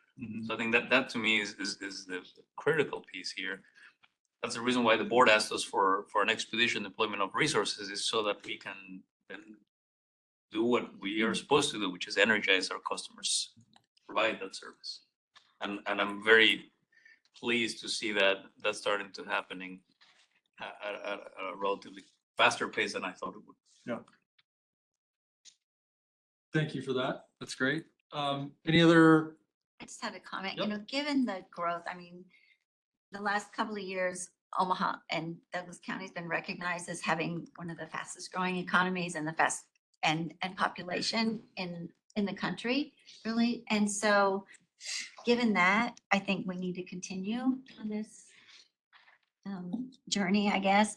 But maybe we need to have when we exceed the expectation, like when we're already met our 2026 and 2028 goals, maybe we need to have some sparkles or something on.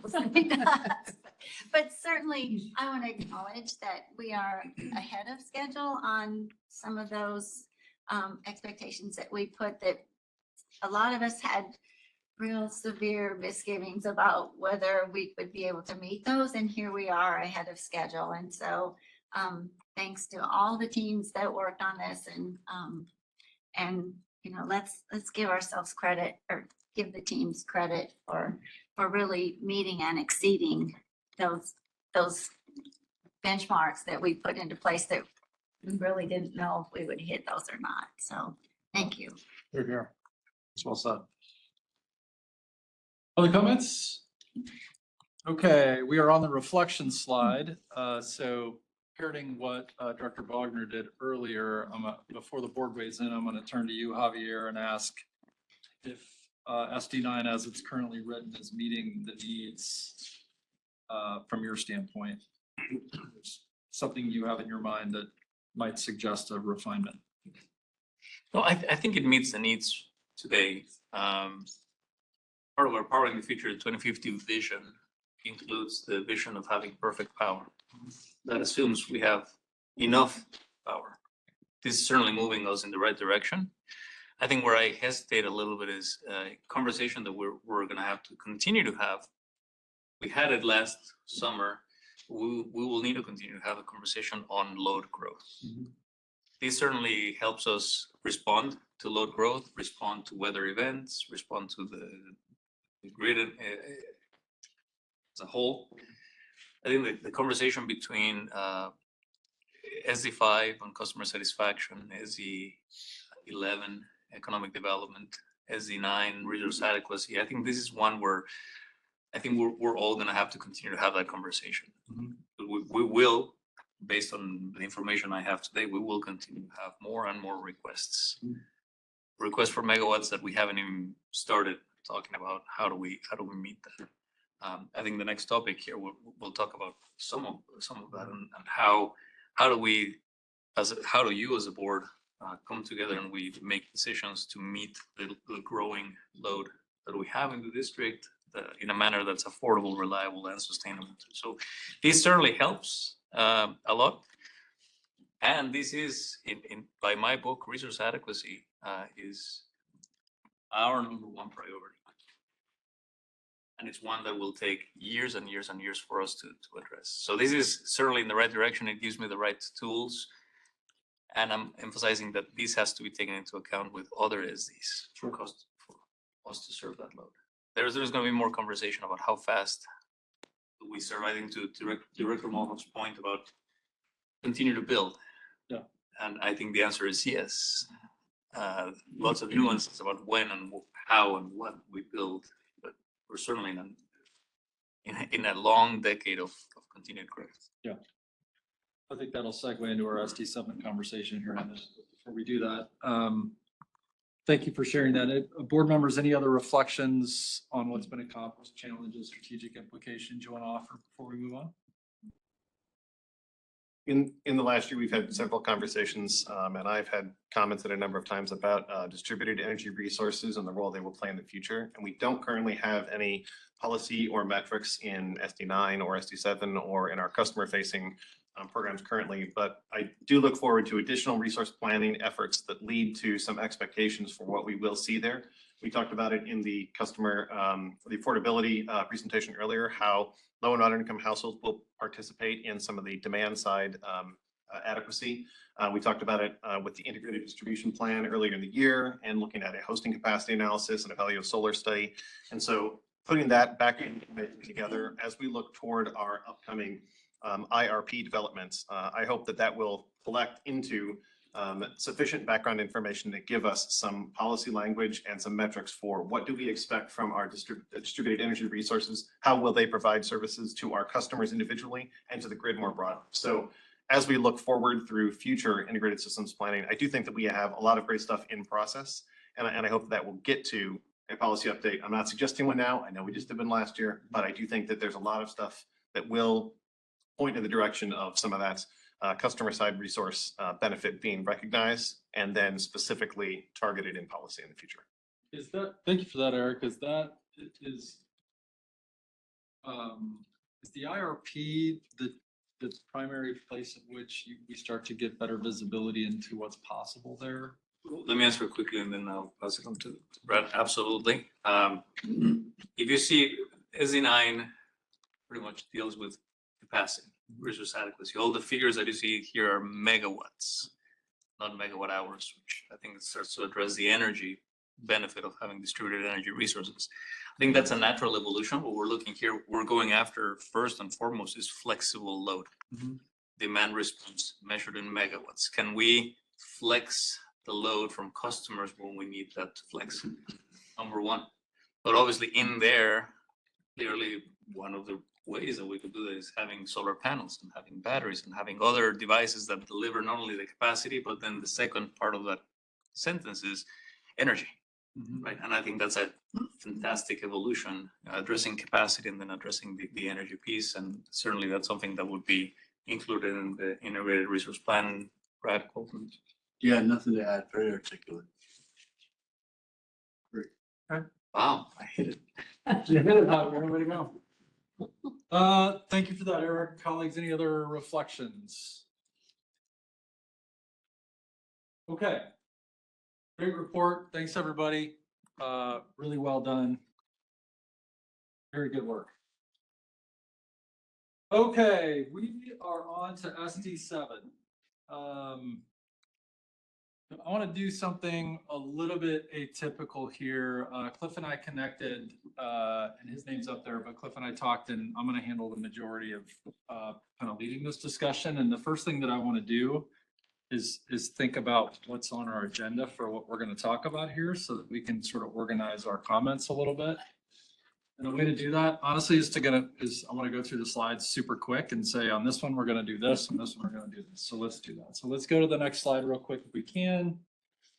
We're going to just set the stage for where we are with this slide. You should all be familiar with it. No big deal here. Let's go to the next slide. Want to quickly summarize all of the things that we've done to date to get to the point where we are today. Not a lot of discussion here, but just level setting. Next slide, Aaron.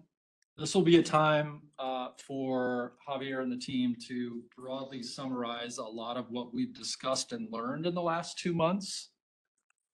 So they'll basically, I'll turn it over to them. They'll present. We can ask a lot of questions. This is so I suspect we'll linger on this for a while and really start to understand what's in front of us from the standpoint of organizational growth, asset management, et cetera, et cetera. Next slide.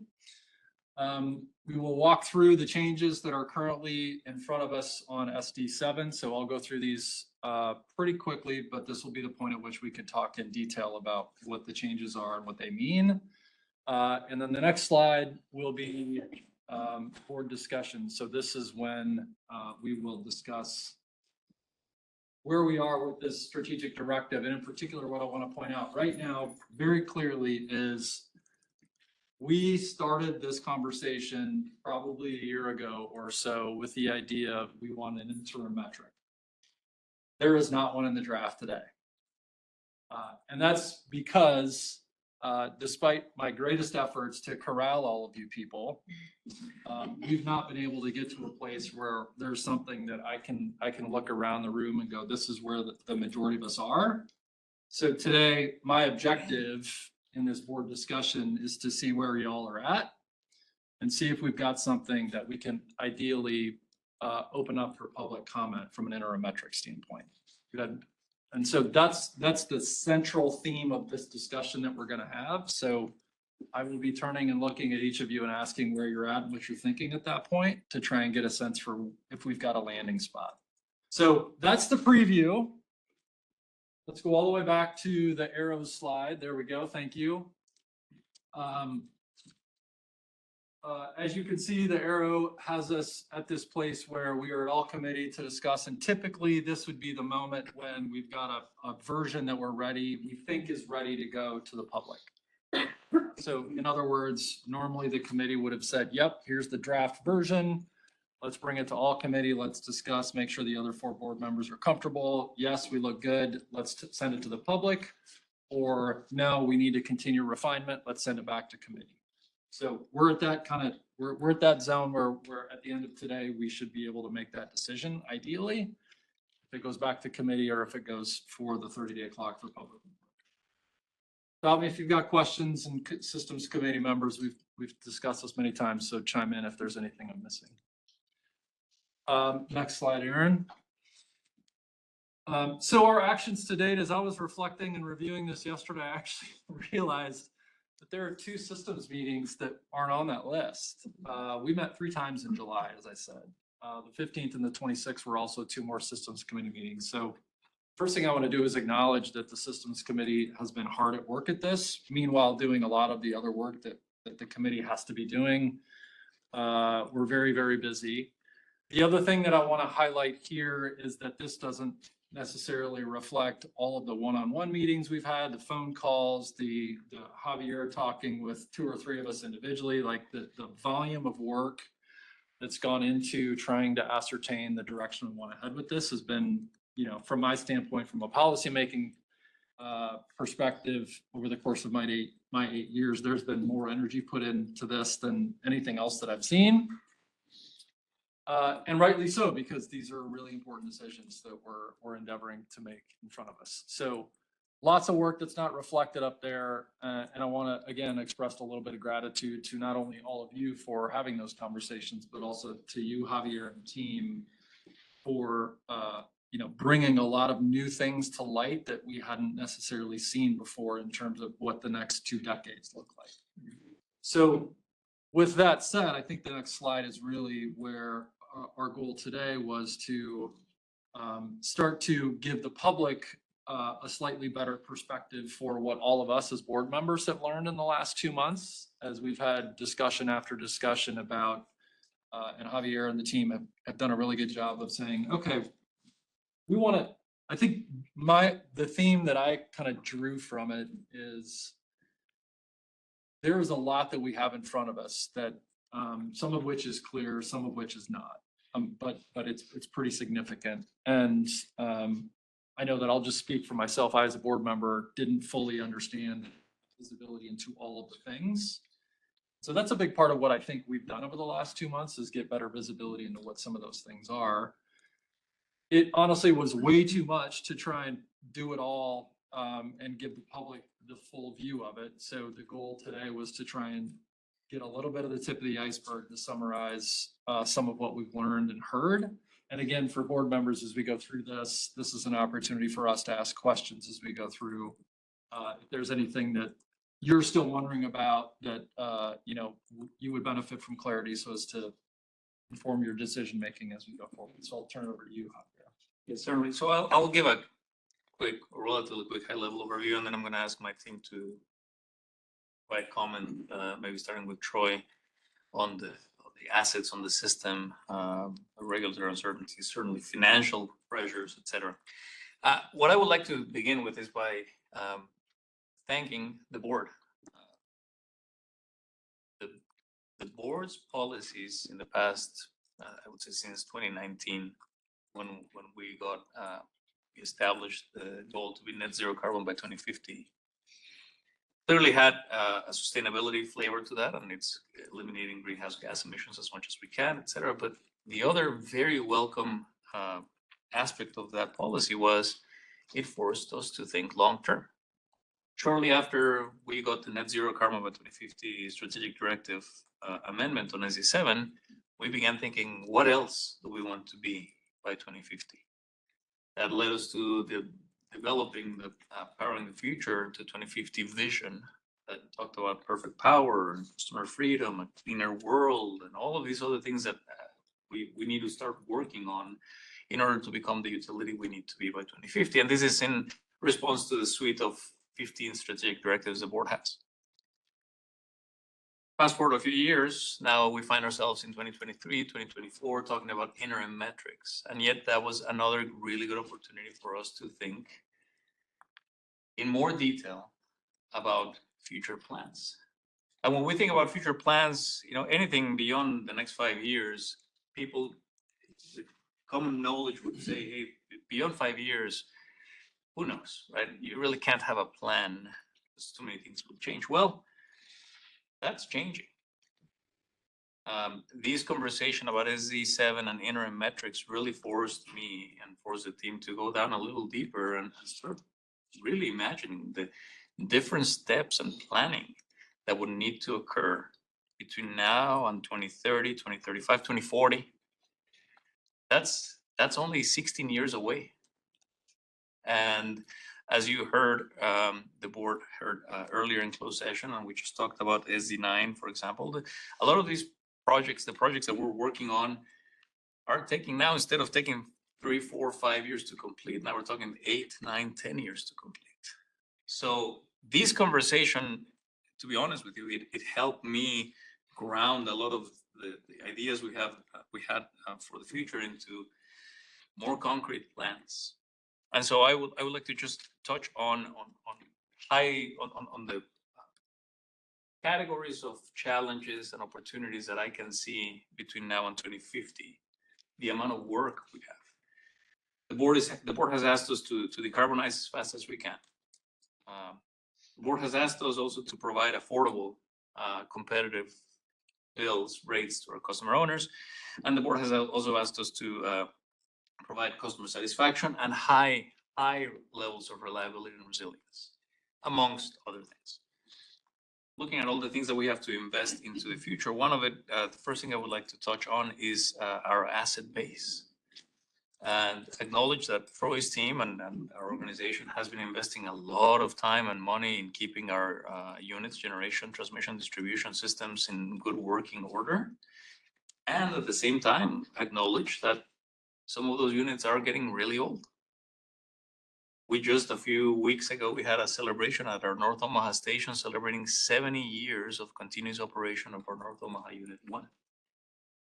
So acknowledging that there's a significant part of our portfolio, generation portfolio, that was built between 1950 and 1980, that we've all been enjoying the benefits from that, and that at some point in the future, in the near future, and within this time frame between now and 2050, we're going to have to address either by extending the life, by significant investments in those units, or by replacing those units.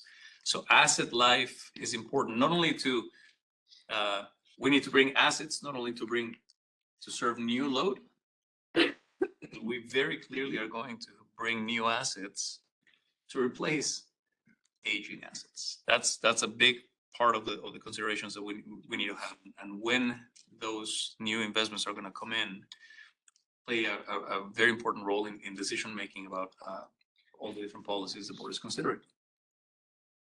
As the leader of the utility, I have to make sure that I'm resourcing the utility with the right resources, monetary and people, and at the same time looking at how much work are we putting on the organization. If I put too much work into the organization, I risk the possibility of having low quality projects, having fatigue, and heaven forbid having someone getting hurt or potentially being killed, right? I need to make sure that we're pacing the organization, putting in the volume of work that we can handle augmenting that with other companies, outside resources that we can handle so that we can move all of these across. Today, we're still working on the first authorization of new generation the board gave us in 2019. We delivered Platteview Solar. We're working on Turtle Creek Station, Standing Bear Lake Station. We haven't even finished that body of work, and we're already working on the other authorization we got in 2023 for the new units that we will have in Cass County and Turtle Creek and all these other renewable projects. So certainly we have a lot of work in front of us from a generation perspective. From a transmission infrastructure investment, this is something that we'll probably talk here in the future, but it's fair to say that in the past 10 years, we've added about 14% of our transmission infrastructure was built in the past decade. We've expanded that by 14%, 1-4. In the next decade, we're expecting that number to be 40%, 40. Lots and lots more of miles of high voltage transmission infrastructure that need to be replaced, rebuilt, or brand new corridors for us to continue to enable that growth. So there's, from an operations perspective, there's a lot of work ahead of us, and it's not 2050, it's between now and 2035 and 2040. So that's a very important consideration. These, of course, all costs money. So the other piece is, as we're expanding, as we're modernizing the grid, as we are decarbonizing the grid, what considerations do we need to take to make sure that, one, we're not choking the organization with too much work, but also at the same time, we're not passing a higher electric bill to our customer owners in a way that's accumulated too much of it in one go, right? How do we keep the competitiveness of the organization in the region, but also how do we keep electric bills as low as we possibly can?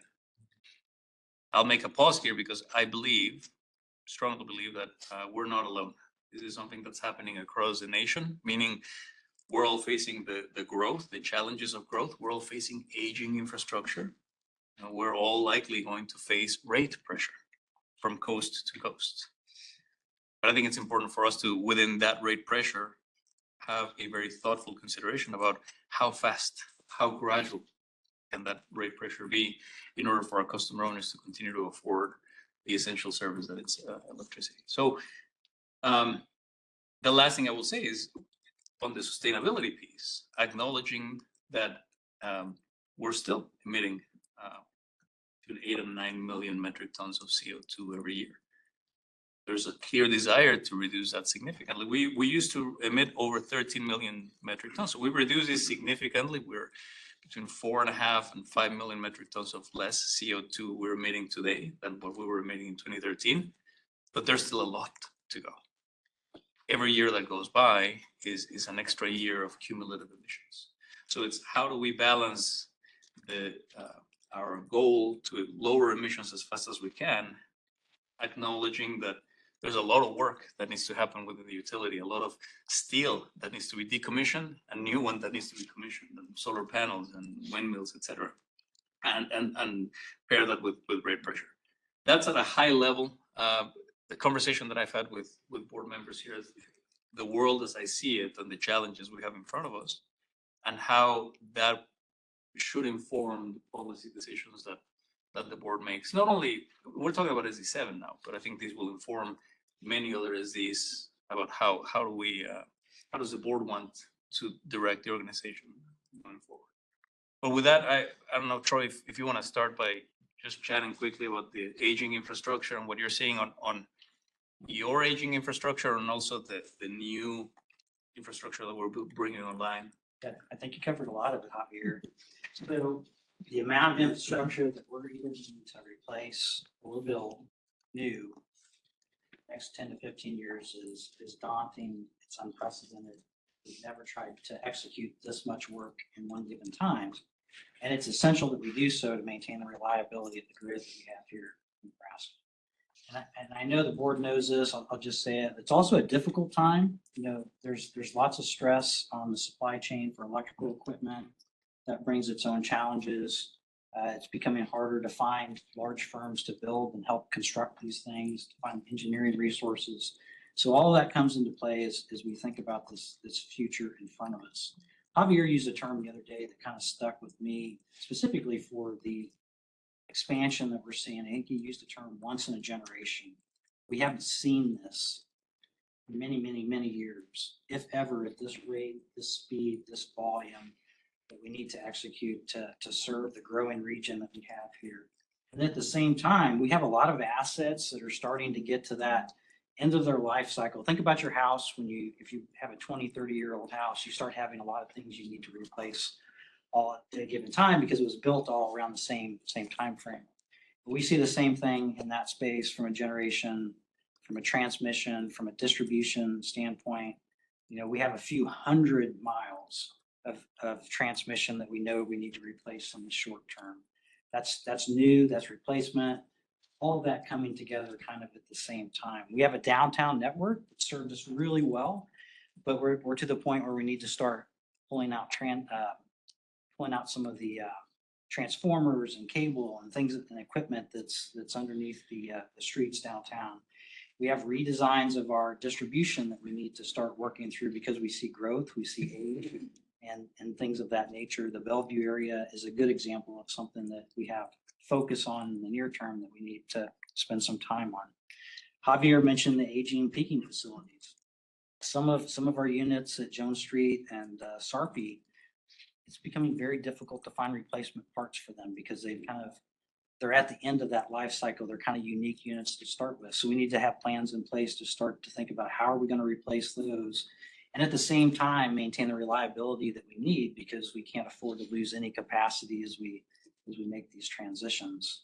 We're seeing more interruptions from weather, extreme weather, winds, cold, low water, things of that nature, which also plays into the way we look at our assets and the amount of investment, engineering, and changing of our systems that need to happen.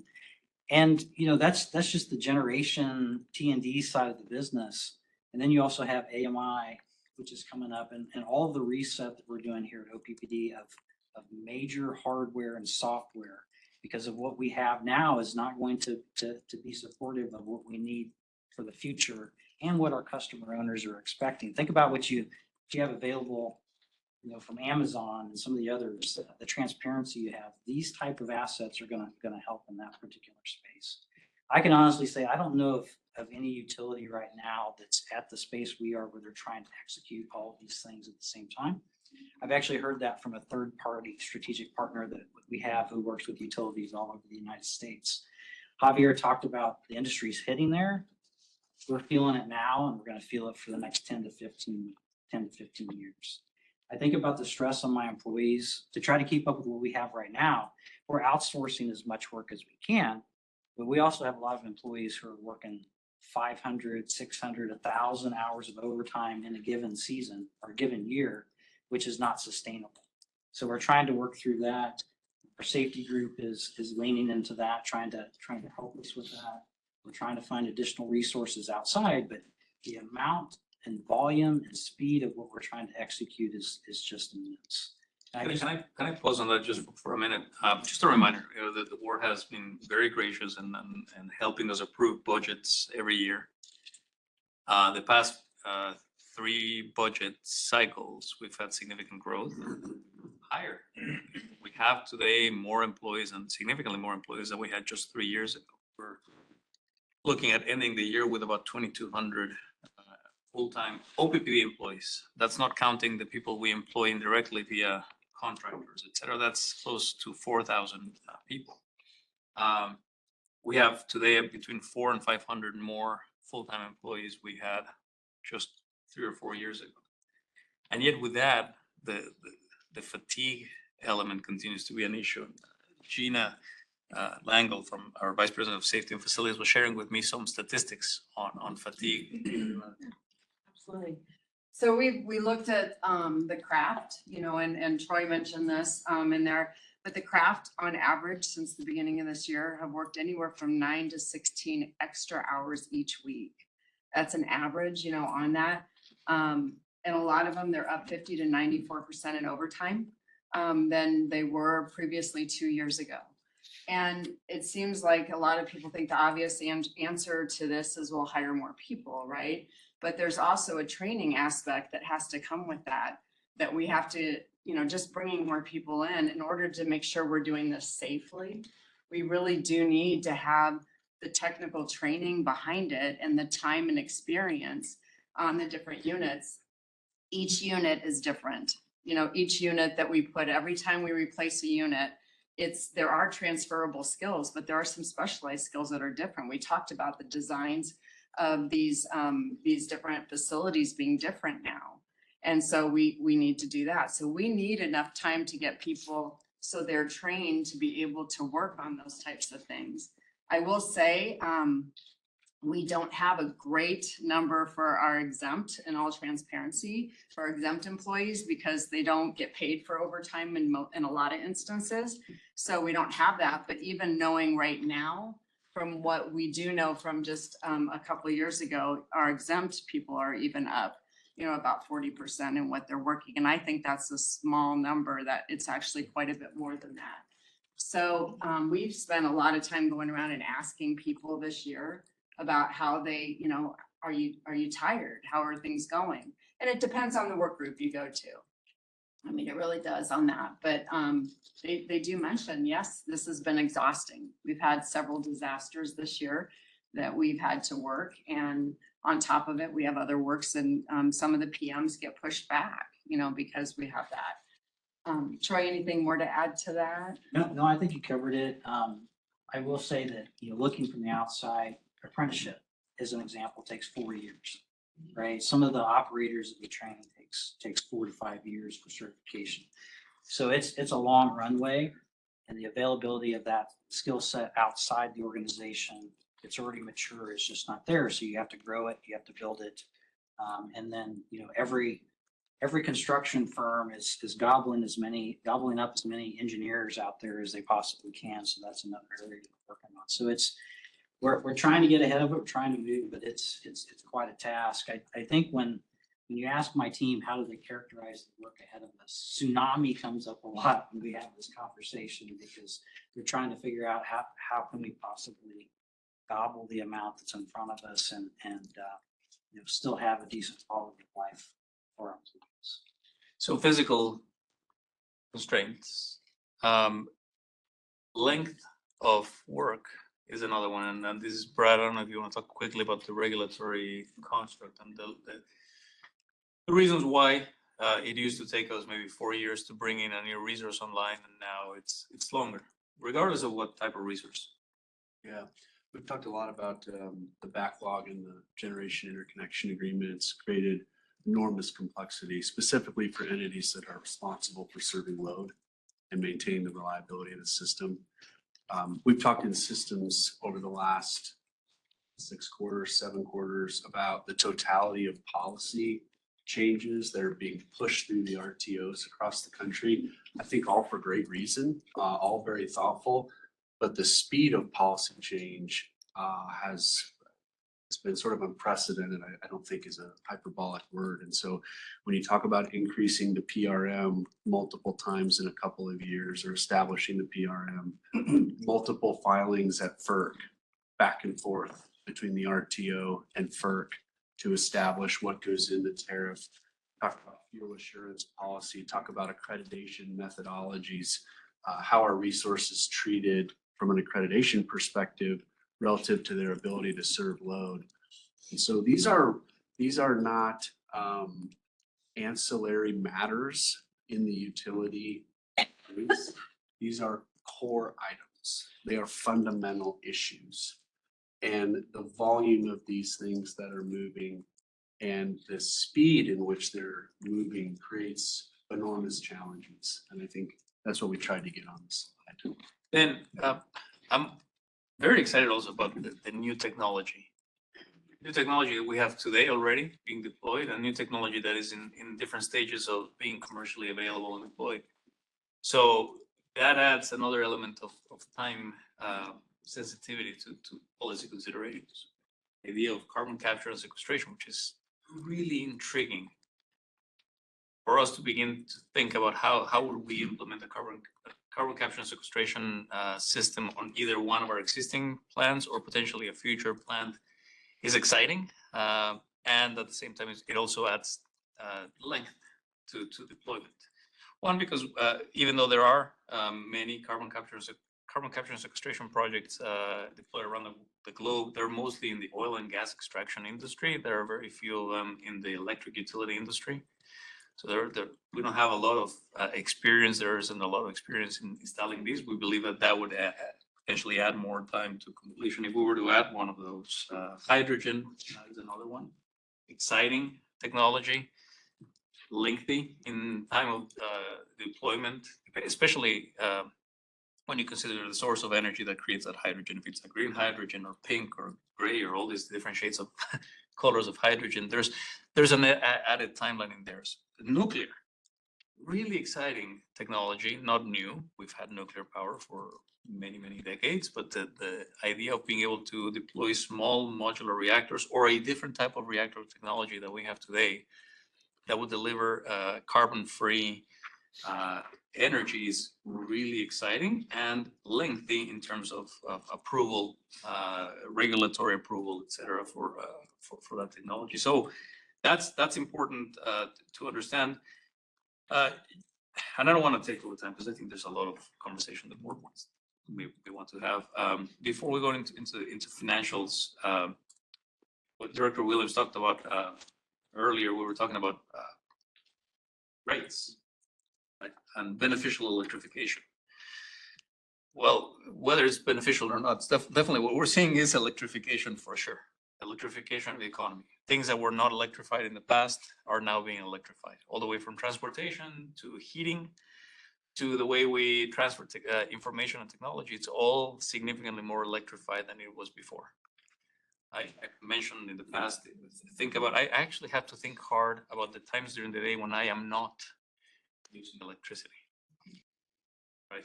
And it's not just for illumination or cooling purposes, which is what we've all been accustomed to. I'm talking about when you get in your car and you use a GPS or you get on a video call, Zoom, WebEx, Teams. It's all going through some data center. It's all electrified. We're seeing now, as of 2022, I believe, in the US, there were more electric heat pumps sold in the United States than there were natural gas furnaces. So we're starting to see that change into electrification of things that were not electrified in the past. That's exciting from an electrification perspective, and it's also putting other constraints to how fast we can grow. The last thing I'll ask is, Jeff, from a financial perspective, we've been building the health of this organization for years. We are financially solid. We're in a good place. And we've been doing that because we knew at some point we were going to have to deploy that financial health. And I think that time is now. Jeff. Thank you, Javier. Yeah, as I think about this in terms of events relative to financial outcomes for us in the future, I think about it a couple different ways. One is obviously from a customer's perspective, and I'll talk about that. The other piece I'll highlight is just the financial community. We're going to be out next month out in New York talking to the rating agencies, walking them through our 5-year plan. Director Spurgeon will be out there as well. We're excited for the conversation. Again, they're looking at what's our ability to pay our debt. A very critical piece for us, is highlighted by the board, is strategic directive to maintaining our AA rating, making sure that we can keep our cost of borrowing low. SD3. So keeping our rates low in SD2, credit rating SD3. Thank you. We'll be walking them through all the details that we've walked through today in terms of load forecast, but what's our new generation that's coming on, what's happening relative to planning reserve margin. It was very interesting last year. We talked at length with them about that. We're giving them a 5-year forecast, and they'll also talk with us about what does it mean to become net carbon neutral by 2050. Is your plan still on track? How are you going to achieve that? What's changed since last time we met? And so we'll talk with them in detail about that. When we think about that, though, they'll also ask what modified in your plan. So if something has modified, what does that mean relative to how are you going to address it? How are you going to make sure that you're able to continue to provide the resources that you need to the utility? And with that, we typically point to the IRP process, right? We want to make sure we've got a robust process that we can follow and utilize that as the way that we can make sure we've got all the critical assumptions come into play as It's very difficult to do that without the IRP. But again, that's just a piece in terms of where we're at relative to talking to some of the to the broader financial community and their interest in this as well. When we think about rates themselves, we walk through a number of different elements that are causing some of the upward pressure. You know, we'll be delivering Silver Creek and Stony Bear Lake here in the near term, which we have seen a little bit of rate pressure from. We've talked about that over the past couple of years, what that's meant relative to upward rate pressure. We've also talked in terms of the next generation that we approved last August and what that means in terms of rates. When we calculate that out, is roughly 11 to 12% increase in rates. Again, just in isolation by itself. That'll take us out through 2030. We've talked about as well the need to replace additional aging generation that's out there. North Omaha 4 and 5, Jones Street, as well as Sarpy County facilities. Again, that would likely be the 2031 through 2035 timeframe. Again, that would cause additional pressure in terms of just replacing that additional aging generation that's out there. The other piece I'd highlight is just the strategic priorities that we've got in place. So AMI, for a number of years now, we'll have that largely in place by 28, 29. And then as we think about replacing some of our facilities under the master facilities plan, making sure that we've got the appropriate facilities for our employees, plus also adding as we continue to grow as a utility. So we've got the right facilities for our folks to operate in. And then also we've talked quite a bit about technology debt. Those are all additional pieces that will come with rate pressures as we look to improve those aspects for the utility. And so when you talk here about financial uncertainty, again, we will continue to be a very strong utility. We will commit to maintaining our AA rating. But the piece that's associated with that is we're continuing to have a fairly robust capital program, as we would expect to see some upward relative to rates in line with what I just highlighted in terms of some of the various components that would require that. Let me finish this and let you drag on. Every 5 years, at least every 5 years, we have to do an integrated resource plan. That doesn't mean that we only do resource planning every 5 years. This is something that we do every single day. Brad Underwood's team, that's all they do. It's resource transmission systems planning. We have to file a formal plan with the Western Area Power Administration at least every 5 years. I think this is exactly the type of information, the type of work that takes place when we're looking at load growth. How are we going to meet that load growth? How are we going to address our existing assets? What type of systems planning needs to go in place now? Not just resources, but again, transmission, distribution, etc.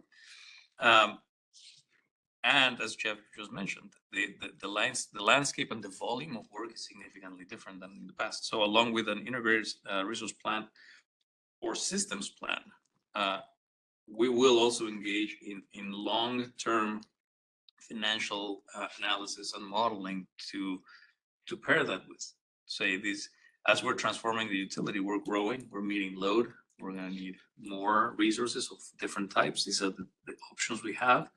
And we also need to be very clear about the financial commitment this is all going to take. Now, this is not a surprise. We've known about these issues with the board, has been talking about these issues. Now I'm talking about them a little bit more granularity, right? I'm zooming in with more fidelity in the picture of what all the actions that we need to take, at least in the next 15 years. And so that's the information that I've shared with the board, and I think for the benefit of the public, as the board continues to consider policy revisions, policy direction.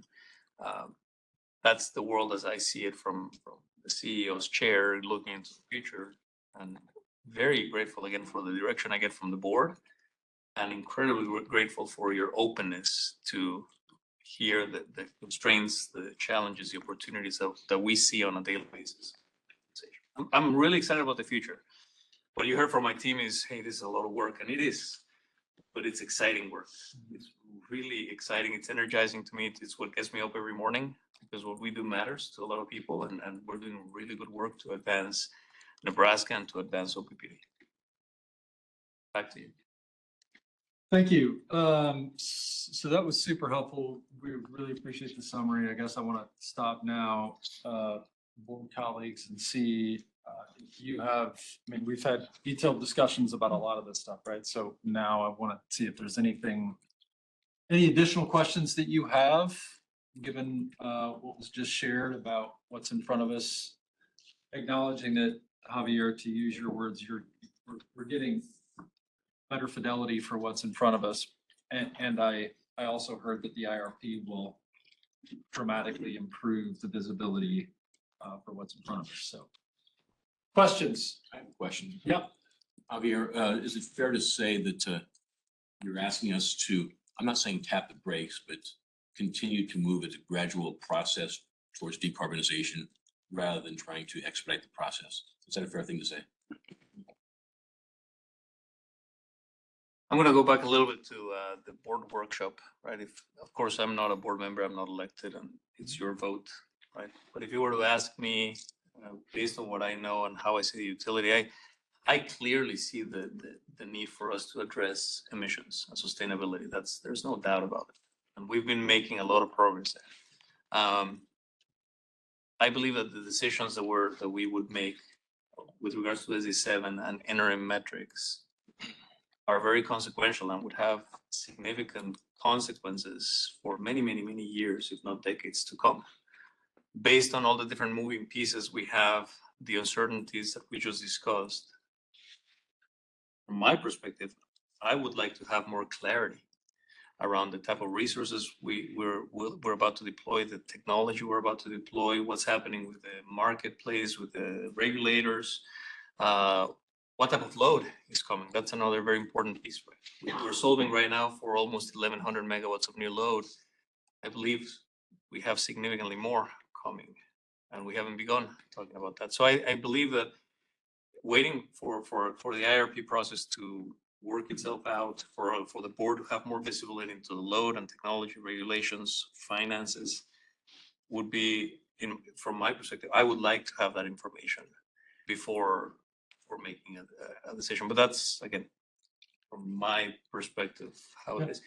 The downside of that is, of course, it could appear to the public that we're not serious about reducing emissions. And I get it. We're moving at a pretty good pace now. We've had a lot of success. So, and what I would say is we are moving at the fastest pace we can. From my perspective, the message is clear. There's no additional message that would make us move faster. But I appreciate the sentiment for the public. So I think it's important for us to have this conversation in public, and eventually for you all to make a decision as to how you want to. But I would like to wait until we have more clarity and have the studies show us the different paths and the pros and cons for us to weigh. Yep. Thank you for that question. I hear your articulation that more clarity on everything is needed, but let me just ask, for the sake of people who may be listening, is there any emerging technology that jumps out to the team that's saying, oh yeah, we can do that now? No. There are a lot of different technology innovations that we're already looking into it. But I would say emerging technology, we have a lot of the technology we have has been in existence for a while. We are putting in new combustion turbines that are new, relatively new. It's newer technology. I am very excited about the future. Again, as I said earlier, about nuclear, about carbon capture and sequestration, about hydrogen. Those are three important ones. In energy storage, long duration energy storage. Those are really, really exciting, really interesting, and we're seeing movement in terms of technology, commercial deployment, prices. I wouldn't say any of them are readily available for us to say we're ready to sign a contract and commit and go do it. I think we are within a few years from achieving that. That would be another benefit of waiting, seeing what's out there. At some point, we'll have to commit to a technology. We'll have to sign contracts, and then we go. Right? And that's just part of running a utility. You commit to long-term projects, and new technology will come. But I think hopefully that answers your question. Can I piggyback on that for a moment? I want to bring something to light that I think we've discussed. We've talked about interim metrics. I've I literally have 14 different versions of the strategic directive on my hard drive at this point. One of them was 2035. To hit that, I think it was a 78 to 84% reduction, which obviously contemplates Nebraska City. Not that this is, I don't want to suggest that this is where we're going, but I think the conversation was really important, Javier, which is to say, if the board says 2035, what I heard you and Troy describe is you tell us 2035, we start working on that tomorrow. And that locks us in for the most part to a very specific technology. Is that right? Yeah, so if one of the interim metrics were to consider 2035, whatever the percentage is. In order for me to hit that 2035 timeline, I would need to have a solution up and running, energized and interconnected by 2034 in order for me to meet whichever reductions we would need in 2035. That technology would likely have to include either a small modular reactor or carbon capture and sequestration or hydrogen for that to happen. That is, so the current plants that we're building, they're simple cycle natural gas combustion turbines. I'm gonna call them respectfully the easy ones to build, because there are a lot of them being built, right? And we've been lots of companies that have that experience. That's taking 6 or 7 years to permit, to generation and connection, to supply chain, to construct, permit, etc. 6 to 7 years. So it's not unreasonable for us to assume that a larger, different technology would include carbon capture and sequestration, for example, which would include installing a new system that we haven't installed and very few utilities have installed around the globe, with potentially pipelines to transport carbon. Would probably take 8 or 9 years for that. So from 2034, we will be looking at as early as late this year or early next year, seeking board authorization for us to get going, in order for us to have a clear shot at getting that facility energized by 2034 and meet the 2035 goal. So that's, again, it sounds like a long time from now, it's a decade from now, but in the utility, especially in our current reality, that's just around the corner. You would have to start ordering things. Yep. Thank you. Other questions, colleagues? I don't have questions, but I just have a couple of comments. Sure. So North Omaha Station, 5 units, they built them over 14 years. So, I mean, and it takes a long time. And we're asking our team here to build 600, 1,200 megawatts of new generation in an even shorter time frame than that. And then even Nebraska City started in 1979 and then 2009, that's 30 years in between. And so it takes a long time.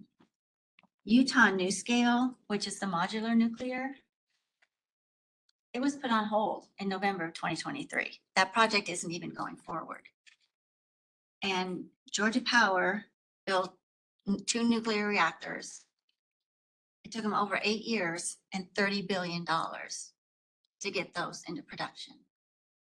And so maybe carbon capture, but in the next 10 years, I don't think it's fair to our customers to put those kinds of expenses into our budget. So having an IRP that looks at everything before we make that decision about interim metrics makes a lot of sense to me. So I was just looking online to get some data to kind of back up my comments, but asking this utility to, and I have as many concerns about my grandkids as anybody else, but asking this utility to,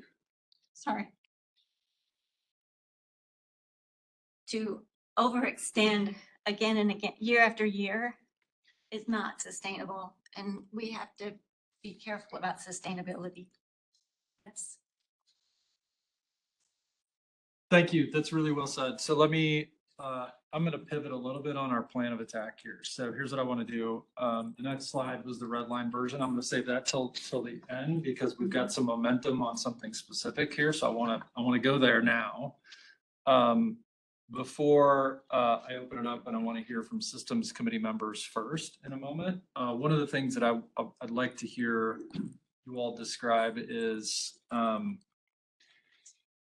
it seems to me the two likely scenarios that we're like kicking around right now are, I'll just say them. One is like, let's wait for the IRP to get done to inform this.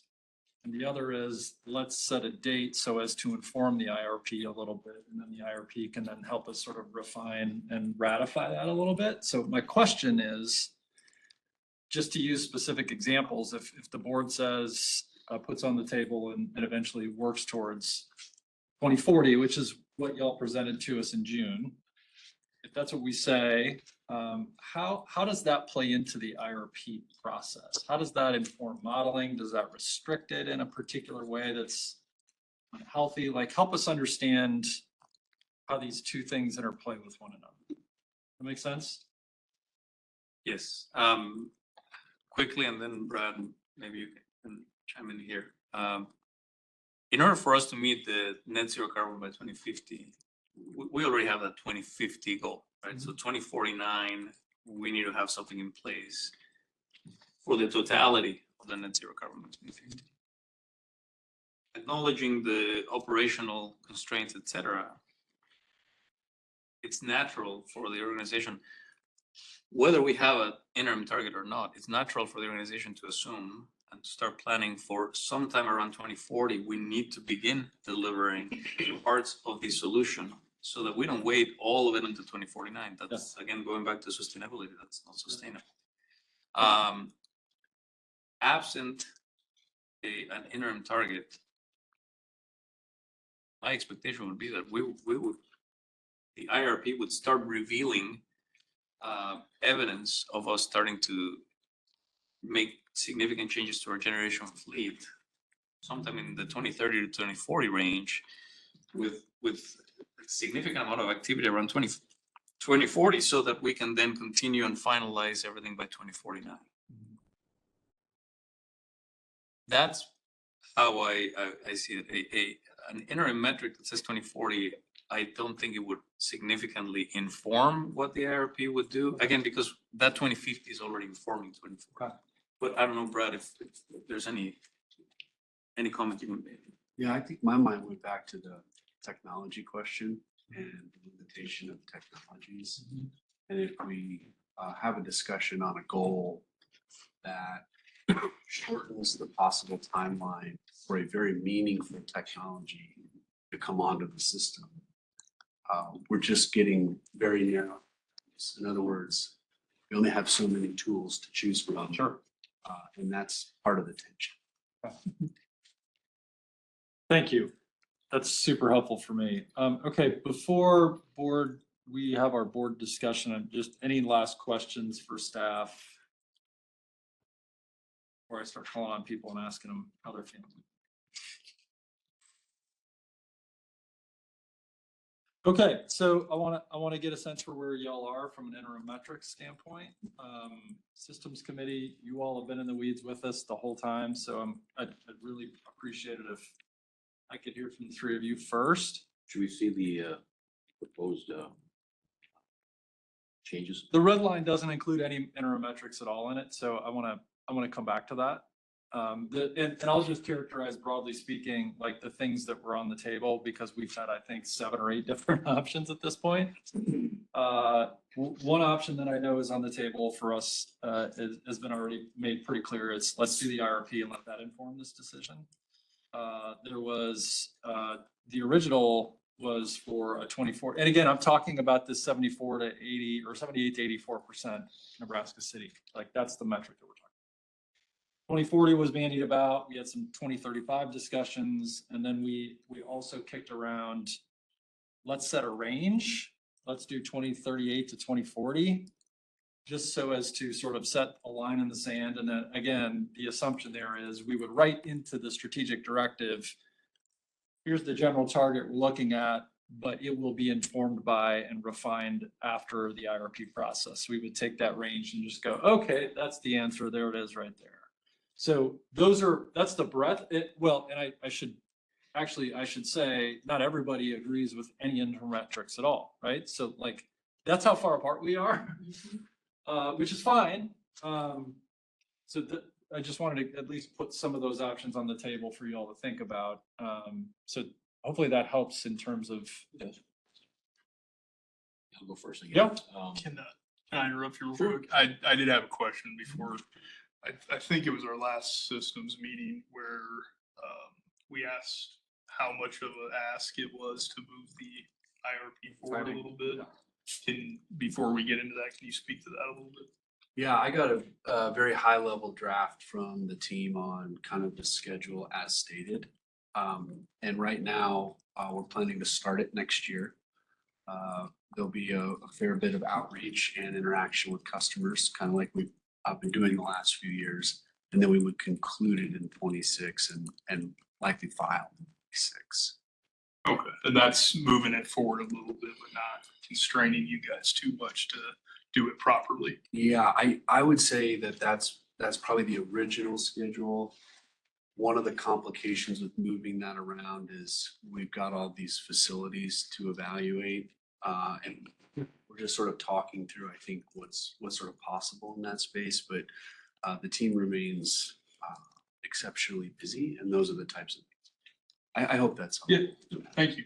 And there's a certain month of the year they have to file that in, correct? I mean, isn't that?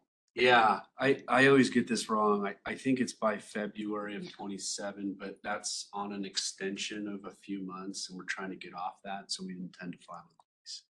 So it will be on an accelerated basis compared to the last time, but just by a few months. Which is, I mean, a few months in today's day and age that's a lot of time. Yeah. Yeah. Yeah, thank you. Thank you for asking that directly. Okay. I think it's pretty fair to say we all support and are striving toward having clean air, total carbonization. The issue is, some of this is how quickly and how we get there. I said from the start, I don't care for hard line deadlines, dates, if you will, when it's not necessary. And, I don't want to do is put management in a position where where they have to choose possibly to jeopardize our rates, our grid security, or the safety of our employees in order to meet an implied or a written hard policy, hard deadline. And in that regard, I cannot support any type of change to the directive that will have these strict deadlines, if you will. Sends the wrong message. We're getting there, making good progress. We got good reports earlier today on progress as far as decarbonization. I do have concerns with the instability, or I should say uncertainty of pricing as we're going forward on this, on some of our solar and wind projects, but we're getting there.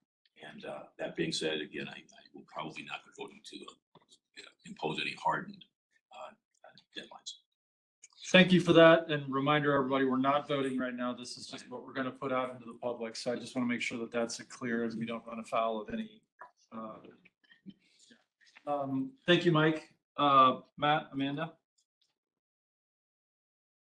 I think we have many more options if we let the IRP play out and guide us and what the next step should be. If I heard imposing like 2040 even constrains the options, I wouldn't want to do that. So I guess I'd be in favor of seeing what we can do by playing that out and I guess building on what we've done in the last couple of years of a very good understanding of the direction we want, even if it's not in a hard policy. I think it's pretty clear on the consensus of how the board feels about moving forward. So I guess I'm not concerned about putting a hard line down there to dictate that. Thank you.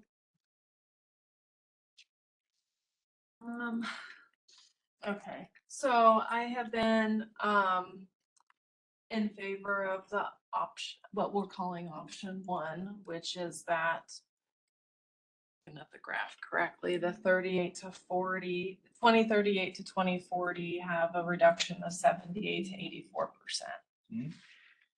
84%. I think that having this conversation immediately following the SD9 monitoring report is interesting, because we've just seen that with SD9 and having the near-term generation kind of game plan of what we're going to procure every couple years, that was itchy for a lot of us last year, right, to adopt that, but it's played out well. And I'm wondering if SD7 remains open-ended as far as the 2050 date remains, but we don't articulate something specific there, instead focus our efforts on SD9. That's informed a bit by the IRP, but then it's the board pushing a little bit on that as well. If the two work together to accomplish the same type of outcome. And what I also understand right now is the district is trying to get a handle on how to serve new load. We don't, and that has been the focus for all the generation that we've got.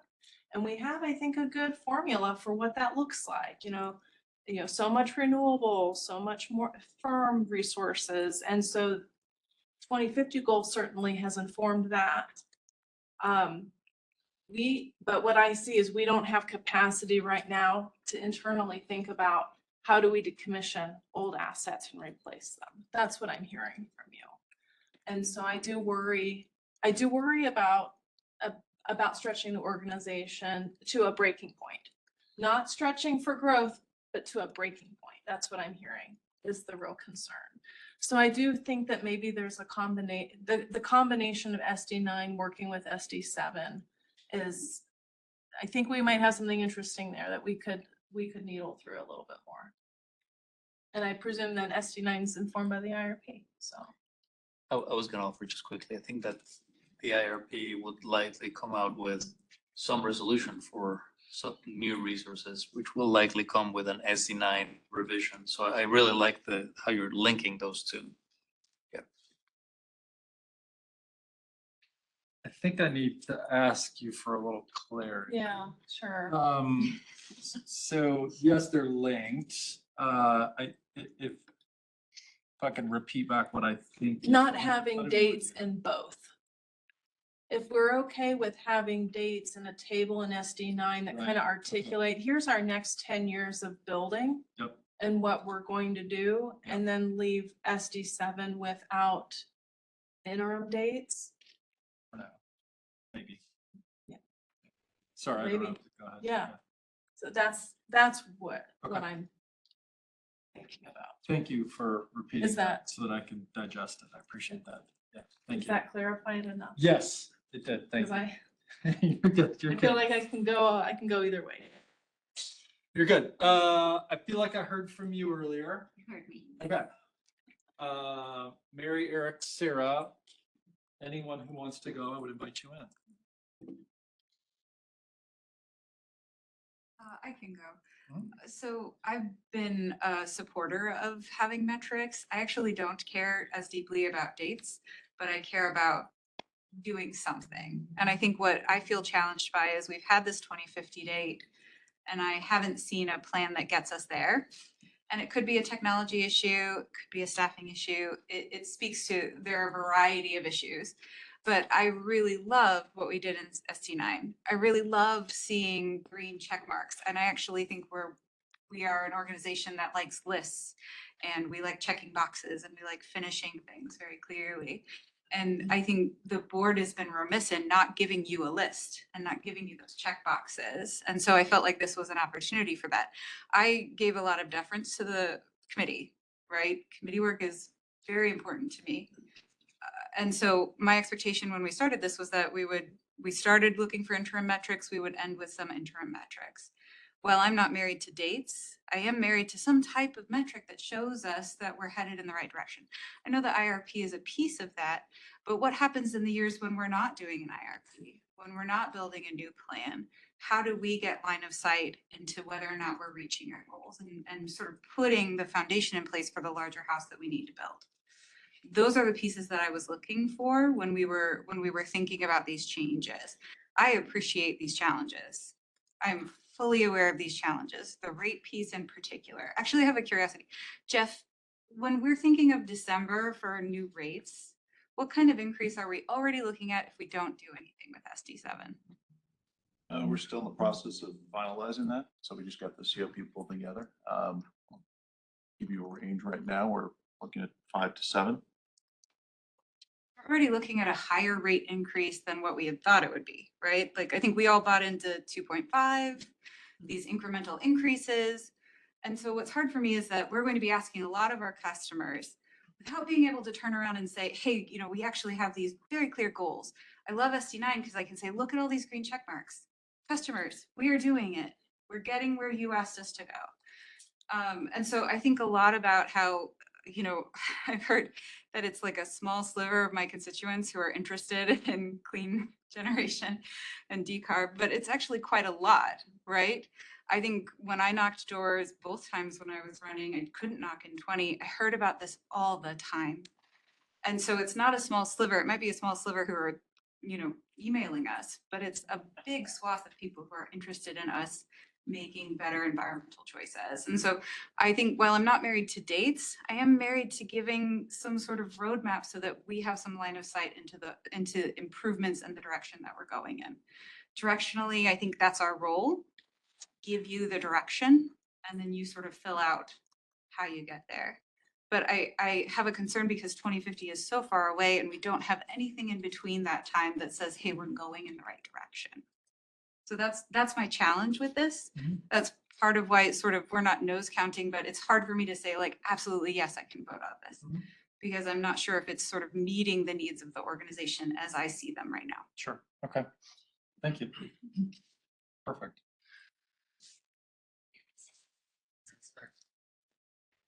Well, I think we should wait for the IRP for sure. I think that this is such a tumultuous time. I think we should let the organization get closer to the end of all the projects that they're working on right now. Turtle Creek Station, the transmission builds, and all the other general building and stuff that's going on to electrify more and more houses and residences. I just think we should just kind of hold steady for a moment.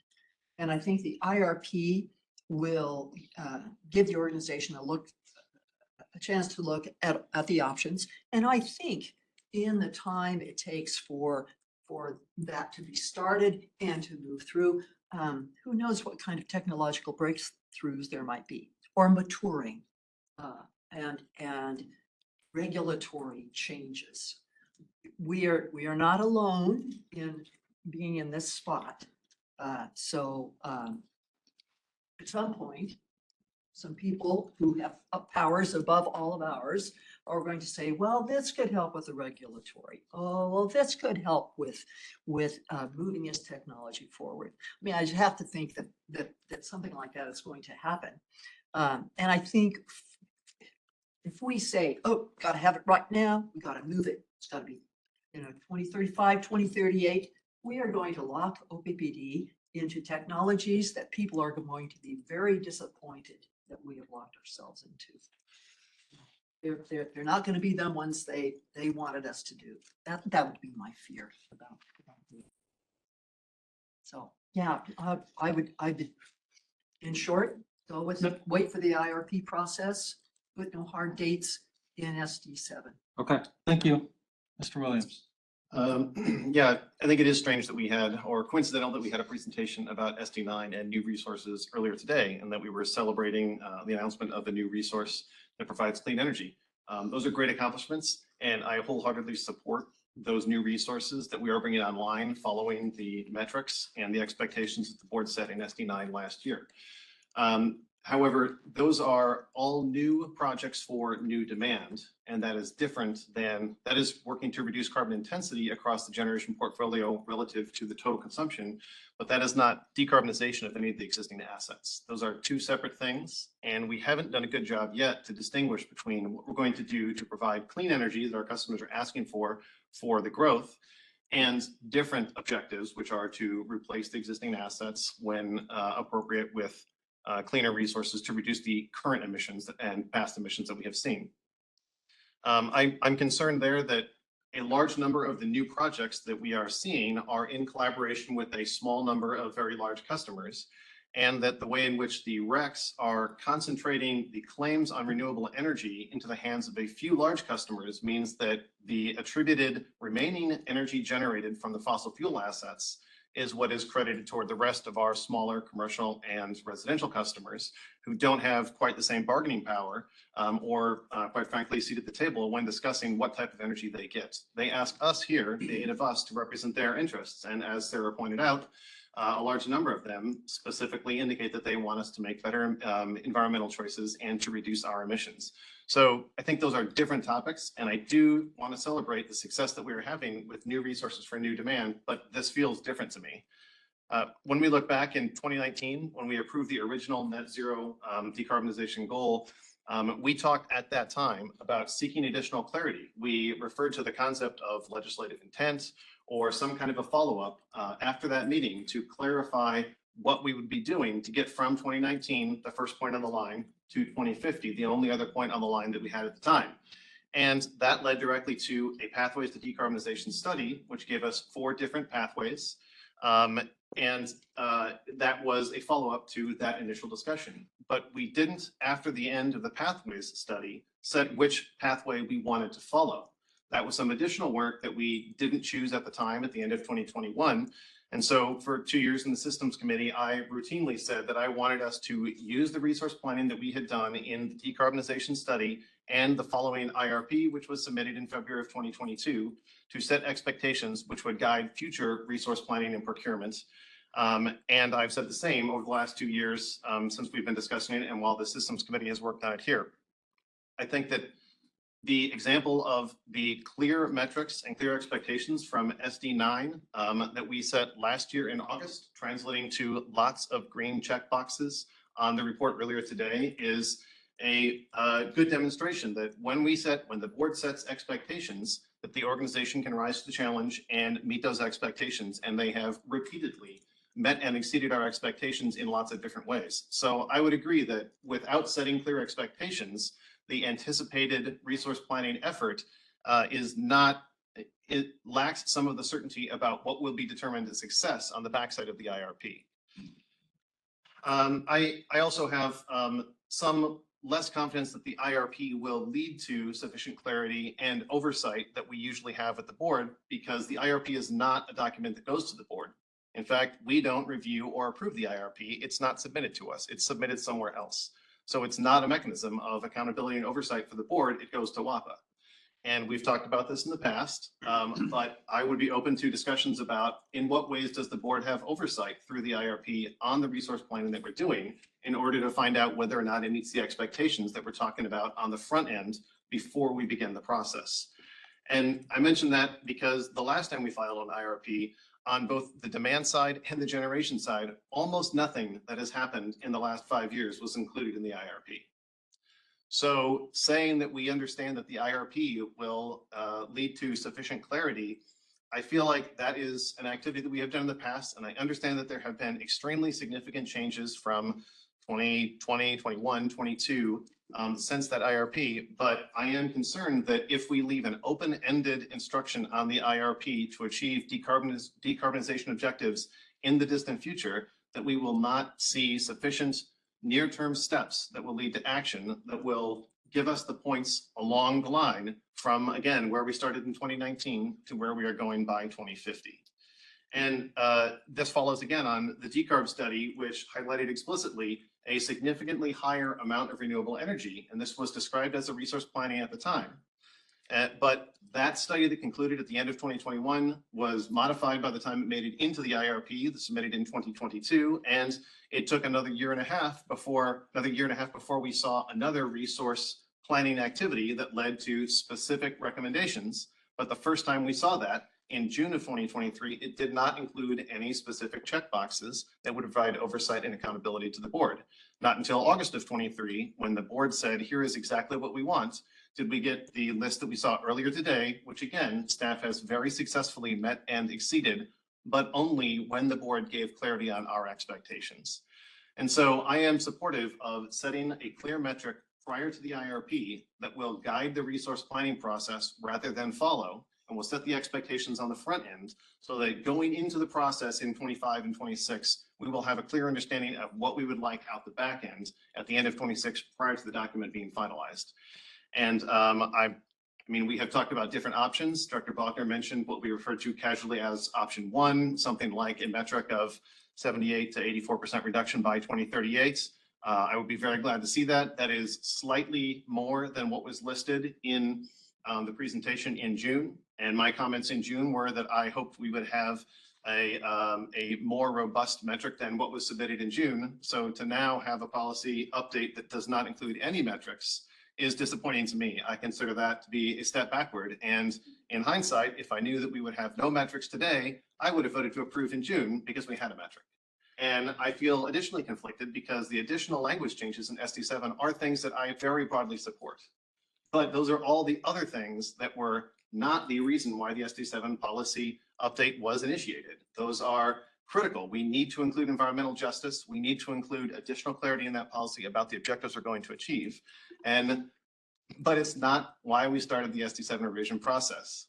And so I am now conflicted about whether or not I want to vote to approve an SD7 policy update when we get there that includes additional language on things that I definitely support, that we definitely need to have in our policy manual, but that doesn't include the underlying main objective that I was excited for us to be working on in the systems committee earlier this year in discussions with other board members and to see presented in June. And I am disappointed that now we are looking at language that does not include a metric after a couple more months of work. And I understand it is complex, but I do support a metric on the front end of the IRP to give clarity before the resource planning activity happens, rather than waiting until after and finding out what emissions we can achieve on the back end of the IRP. Okay, thank you. Okay, I'll just share what I'm thinking, and then I'll suggest a path forward here. I've heard that a roadmap is needed, and I don't disagree with that. And it's my perception that that's exactly what an IRP will do. Yes, over time, those things, you know, if the extent to which an IRP is specifically followed, okay. I've said it, I think, earlier today, and I'll say it again, we reserve the right to get smarter and make different decisions as we gather more information. I've also heard that, you know, the connection between all of the green check boxes and SD9, like, oh, we killed it last time, what's to say we can't kill it again? I think we all know that it's just extraordinarily more complex than that. And there's no guarantee that just because we candidly feel the need to set a number that is going to direct the organization doesn't necessarily equate to all the resources and everything else that needs to fall into place.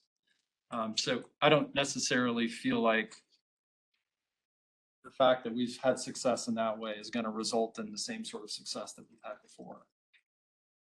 I heard the team say that if we set a number, 2040 or whatever it might be, what I heard was that's not going to really play into the IRP in a meaningful way. So to me, what's the point? I have confidence that we've set the right direction. We've made it very clear as a board that this is the direction we're headed. And I think it's also pretty well known that we have a desire for the organization to move swiftly and responsibly in this direction. So I personally don't feel like not having a metric in place going into the IRP has any ill effects for what our expectations are. I think they're pretty clear.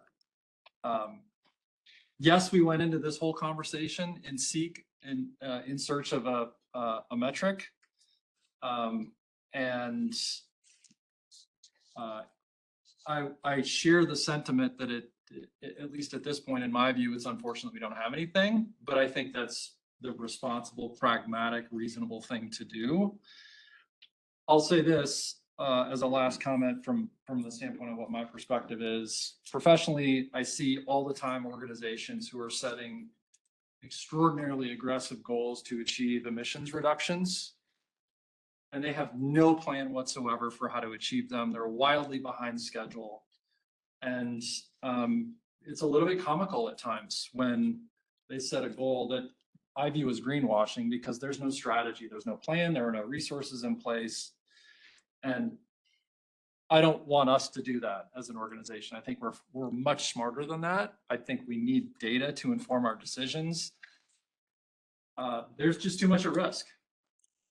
And for us, in my view, as a board, to make a decision or to direct the organization in a particular way without better clarity for what's all involved, I think is a little bit irresponsible. So I think, so that's where I'm at. As much as I did not expect to land in this place, I think we got to wait for the IRP. That's kind of where I'm at. If I had to summarize and just looking at all of the notes that I've got, I think that's what I'll generally propose then, because quite candidly, the other thing that I'll say is for the arrows and where we're at in our process, I don't see any need to bring this back to committee for further deliberation and discussion. We've said all the things. We've heard everything that we need to hear in terms of what's in front of us. So I'm just not terribly clear on what else we would talk about at this point. So to me, I think we need to put something in, get it out to the public, start that 30-day clock, and then we'll get some feedback to the committee when it comes back, and we'll see where we're at. And then that's going to be another inflection point where, as a committee, we'll be at a place to make a decision. So you want the public to comment on us not taking action? No, we're making a pretty significant change to the strategic directive, and we have, like, our common practice is anytime we update a strategic directive, we always put that out for public comment. I think in this instance, what I'm going to propose for interim metrics. So if Aaron, could we go back one? Boy, that's really hard to see up there. But under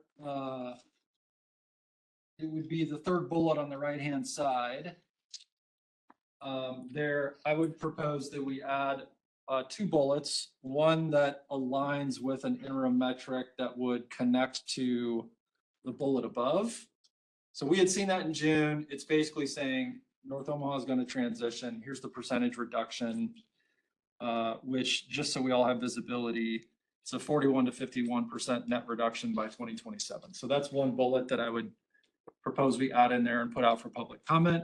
That's known, we're doing it. It's part of the plan. The other bullet that I would propose is, I'll just generically describe the language just to make sure you all are comfortable with it at this point. And again, we're not seeking full consensus here. We just need something to go to the public.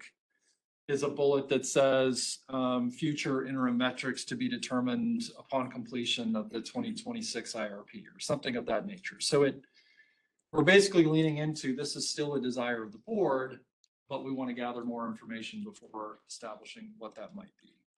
So that's where I think, again, I've been struggling to figure out where to land this damn plane for quite a while. And I think we at least have enough momentum towards having something to put out into the public, acknowledging that it's not going to meet the desires of a pretty significant number of people that we've heard from. But for me, at least at this point, it furthers us down the road of let's get something done, wrap it up. Because again, I don't see any need to bring it back to the committee. And I guess I'll pause there for a moment. Committee members, please chime in if you disagree, if you feel like this needs to come back to us for further discussion. I'm not a committee member, but Yeah. I'm hoping that we could see a final version Okay, before it goes to public comment. Yeah. that's fair. Let's see it. Is it I'll have it for you this afternoon. Yeah. quick clarification maybe? Sure. By that, the second bullet already talks about the North Omaha reductions. What I heard from you, Director Moody, is Yep. replace that one with one that talks about the same thing, but in percent net zero. I think it's a both and. So in the June version, that bullet stayed. And then under strive to achieve net zero, there were two bullets that were referenced as in the metrics. And that one was just sort of a way of saying line in the sand, 41 to 51% reduction by 2027. So I like the idea of sort of institutionalizing that as a pathway. And then we'll add another bullet that references the IRP. So that's a totally legit point. Let's see it in writing before we put it up to the public. That's fair.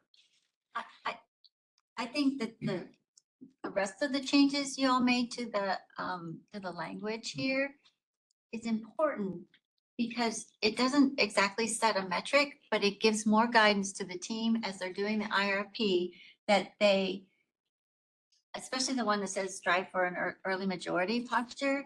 I think that's important because when they're looking at system planning, that gives them some guidance on what to consider in those deliberations when they're doing the IRP. So the rest of the language in this SD, I think is as important as having a metric in there. So you guys did some great work on that. And I think that, we need to acknowledge that those are some important words.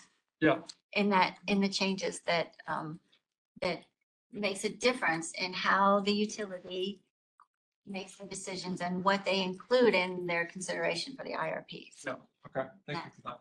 Um, Any concerns with the path forward? I don't want to lose sight of, I don't know if this is the right time to throw it out there, but the oversight of the IRP is maybe some middle ground on this, where that could be something we talk about in committee. Sure. Just putting that out there. I think that's a heck of a point, and not something that I have been through yet. But I don't want us to get in the way of their work, but I think that is something to talk about for sure, and maybe how we can have some common ground with the board's oversight without getting in the way. Yeah. Just a great point. That's what SD9 used to be. That used to be the Integrated Resource Plan SD. We've since relabeled it as resource adequacy. But I think that's a fantastic point and one that we could come back to SD9. There will be a reference here to that IRP, and then how that IRP is governed and monitored, and the board providing input, or at least monitoring. To your point, Director Williams, there's no approval currently on that one. I think that's a great opportunity for us to bring in SD9. See if there's anything in there that needs to happen. If at the very least that monitoring, that updating, that seeking feedback from the board. Note for systems planning agenda. I think it's smart to include that. Okay. And Matt, I appreciate that. That was something I've thought about in the past. I appreciate your comment there. I would support the board voting to approve the IRP prior to submittal. So I hope that's something we can consider on the systems committee looking forward. Okay. I feel like we at least have a path forward. Let me ask this question. If I'm happy to walk through these changes, if you all feel like you need that. I know that I've talked to each of you individually, so I'm also happy to just answer any questions that you might have on any of those changes.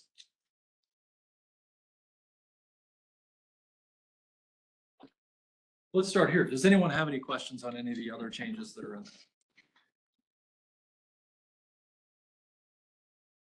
I think it answers the legal, ethical, the whole intent of the SD. Okay. Okay, so I think what needs to happen then is I will create version 16 and incorporate these milestones into that. So it'll be sub bullets to the third bullet in there. I can have that done honestly before we wrap up today. So I'll send that out.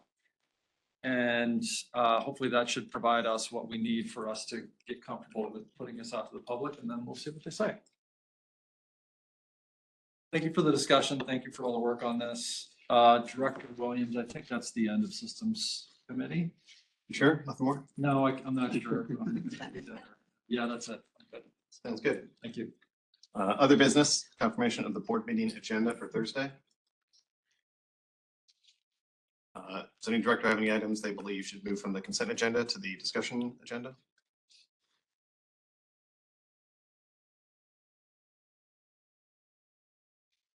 With the success of the new resource procurement and the overachieving in SD9, perhaps that's something we can move to the action agenda and give an opportunity for board comments on Thursday publicly. Good with that. Yep. Sounds good. We're fine for that. Anything else that anyone would like to move? No, all good. Great. Looks like we're set there. Board work plan. Very small. Do any committees have updates to the board work plan that need to be reflected here?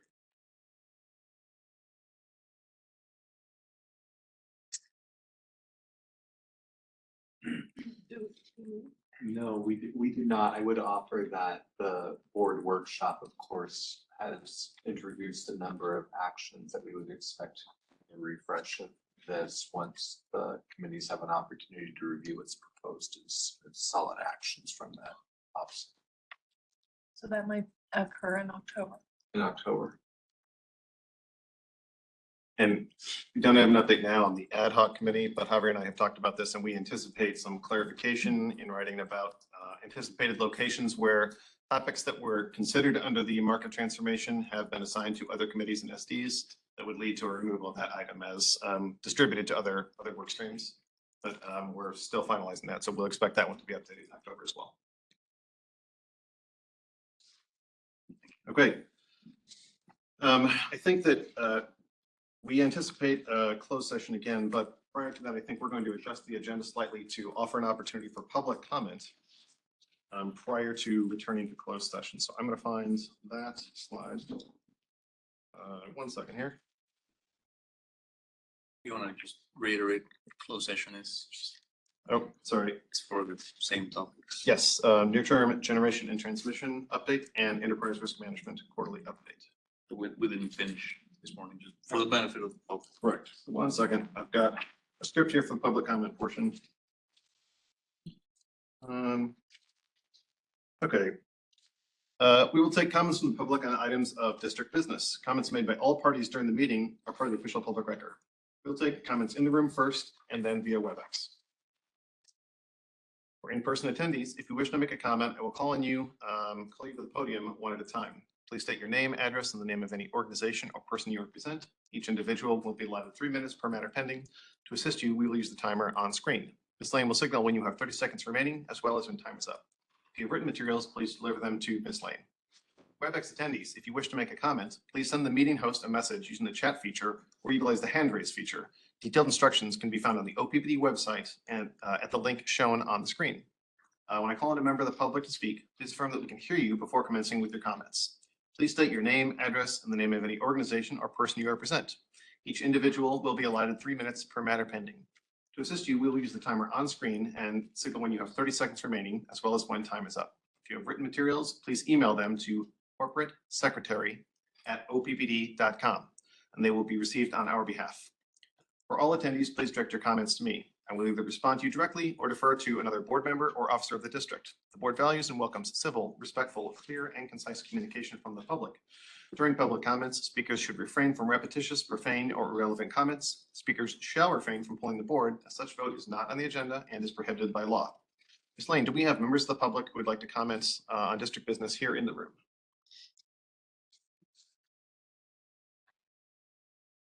Public comment? I said podium earlier. We don't actually have a podium in this room, but if you stand right here. Oh, I'm sorry. We do have a podium in the room. No one from the public has ever gone there before. We have food that you can use. I don't know if you'll be able to hear me. I couldn't hear anybody in the back. I'm gonna hear this up a little bit, just because I can.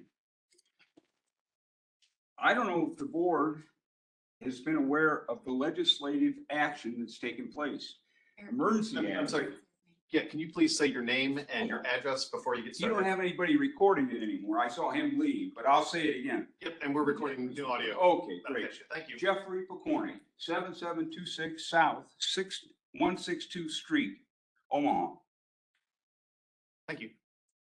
The thing is, you've been legislated in the last 3 or 4 months. The law is in effect right now. You've got to have your meeting in a place that's accessible and convenient to the public. I'm ashamed. I'm part of this. Electricity affects everybody in this room, everybody in the city of Omaha. It's one thing that I don't know if there's anybody that's not affected by electricity. There might be somebody that's doing it on their own, but not very many. Police, I have minimal contact with the police. I see them. Fire, I haven't had a fire experience forever. Electricity is every day.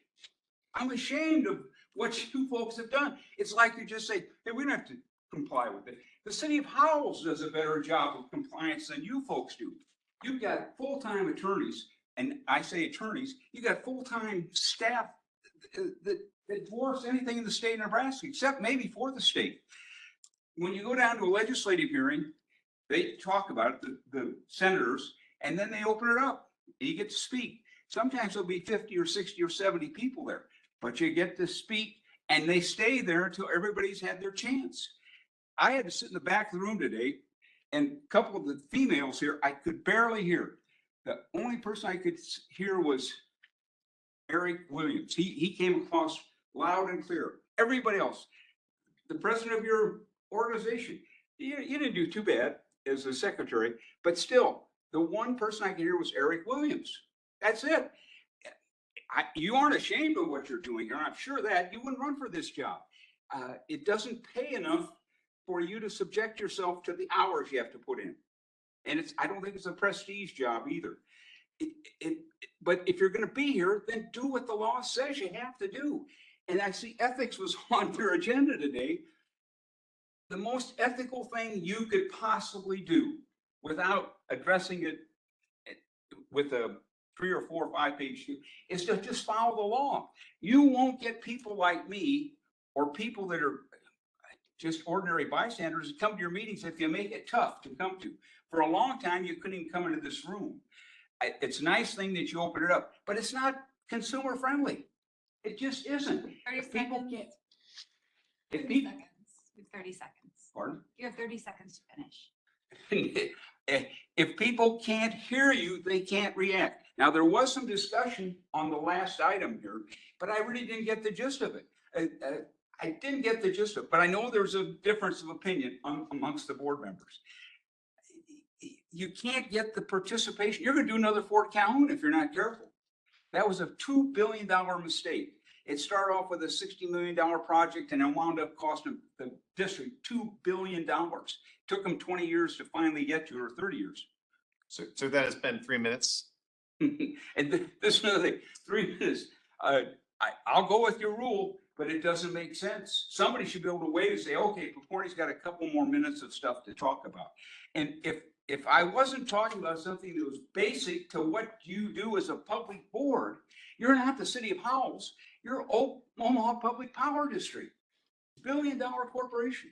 I appreciate your feedback, and I am going to ask our legal counsel to provide some clarity on the way in which we engage with public comments on Tuesday and Thursday. Are we complying with the state requirements for public engagement at our committee meetings on Tuesday and our board meetings on Thursday?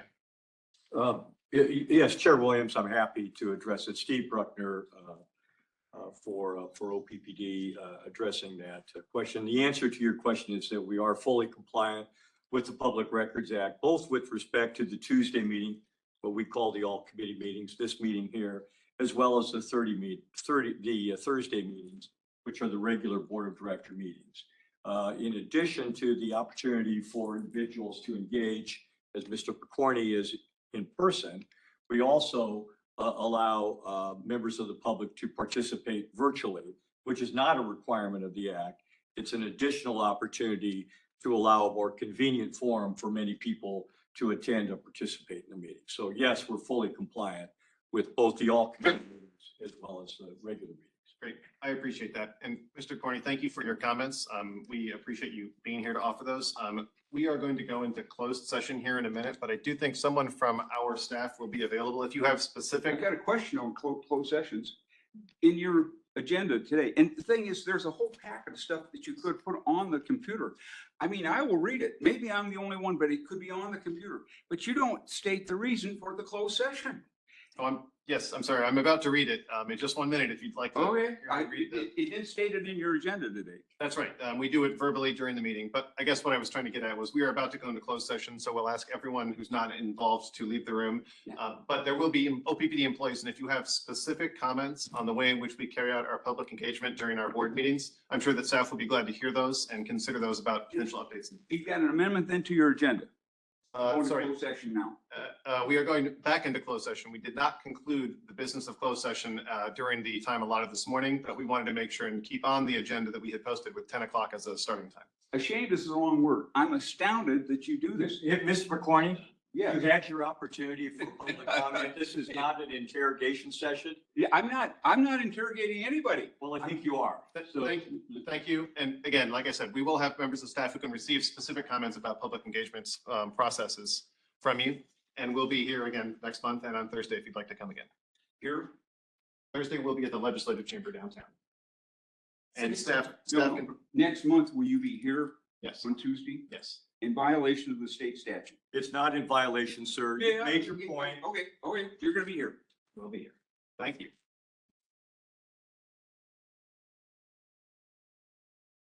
Ms. Lane, are there other members of the public who have comments in the room?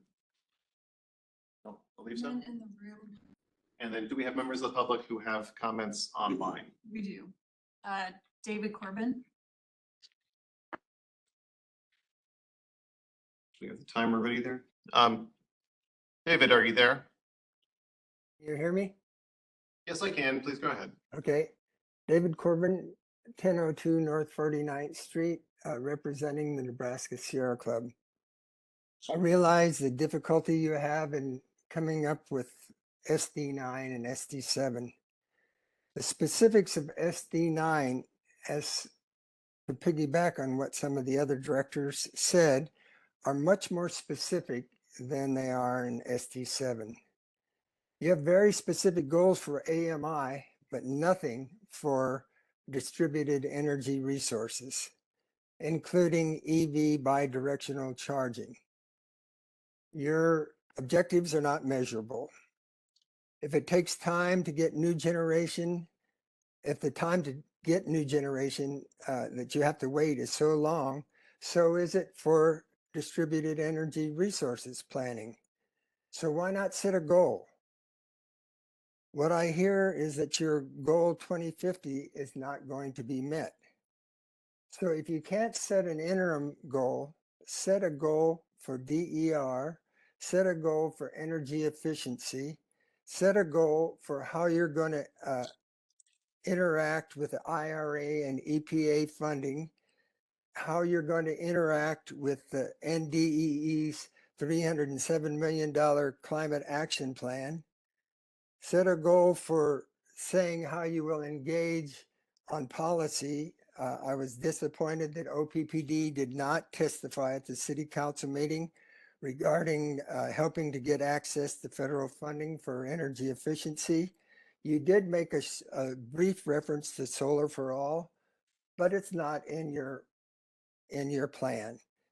If you can't set an interim goal for 2030, 2040, set an interim goal for distributed energy resources, for energy efficiency, for how you're going to make energy efficiency available to people with low income. That's the very least you can do.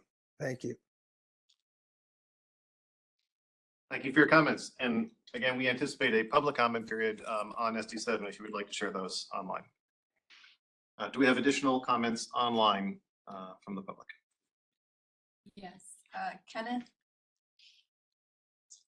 Winston.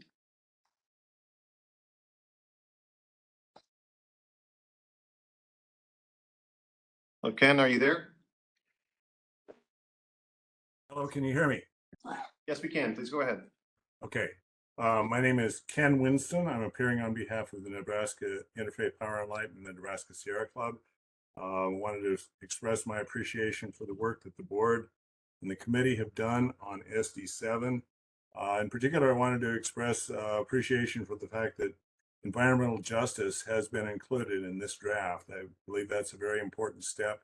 I believe that this will be it should be an opportunity to help the district obtain additional funding through the Justice 40 funding process of the Inflation Reduction Act, and appreciate the fact that that language was included. I also wanted to make a statement in support of the comments that Director Williams made about including interim metrics. I do have concern about kicking it down the road to the IRP process. I mean, obviously that's a very important process, but that's not necessarily a process that's focused on environmental impacts. And so I share the concerns that he raised about the IRP process and the lack of control that OPPD has over that process. I guess I wanted to make a comment that I believe that it's an error to remove the language about customer energy efficiency and customer generation remove the language about customer energy efficiency in the current SD7. That this language should be included, that customers have a role in reducing the greenhouse gas emissions. The draft city action plan for the city of Omaha suggests a goal of reducing a 54% decline in emissions from buildings. This would include a 10% energy efficiency improvement and a 15% increase in customer generated electricity. Also wanted to support the statements that Director Williams made at the start of this discussion, or about the discussion of SD9, that distributed generation needs to be included. We believe that distributed generation should be included in this discussion rather than waiting to do it at some other point. And then I just wanted to also support the statements that David Corbin made, that energy efficiency and distributed generation, they're both things that these are not novel technologies. These are things that you know and you can deploy at the present time. So would appreciate, with those comments, appreciate the opportunity to speak to you. Thanks very much. Director Moody, do you have any comment about the change in SD7 language related to customer-sided resources? Because we did talk about that specifically. Yep, we did discuss it. That particular language, pulling it up, as was referenced, sorry, give me a minute, is going to be referenced in, can't pull it up. ST11. Thank you. Was it ST11? Yeah, economic development. So the committee decided to, SD7 was getting rather meaningful in size, and we found some duplication in terms of some of the themes that were included in SD7 that were in other SDs or BLs. So we decided to centralize that language into a different one. So it's not a complete omission. It's mostly us calling on the CPE committee to say, hey, we're moving this language over to you. And so there will be more work done to refine it in a different SD. Appreciate the clarification. Yep. And again, comments on the SD7 update can be made over the coming 30 days when the draft is posted. Are there any additional comments online? Ryan Wishart.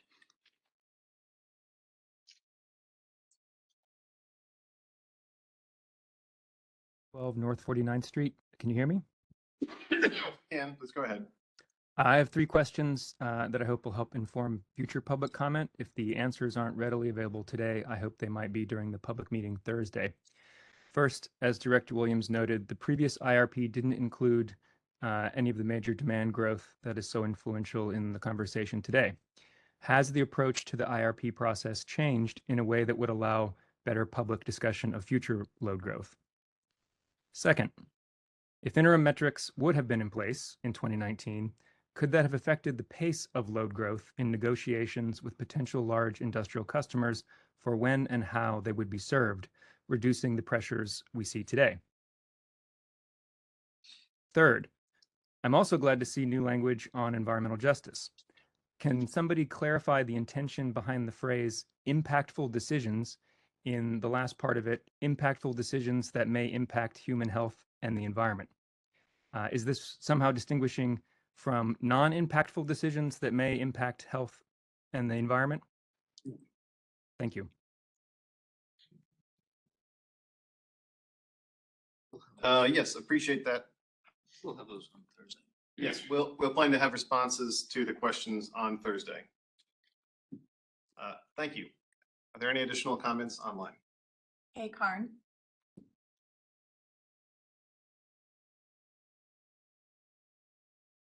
Hi, can you hear me? Yes, we can. Please go ahead.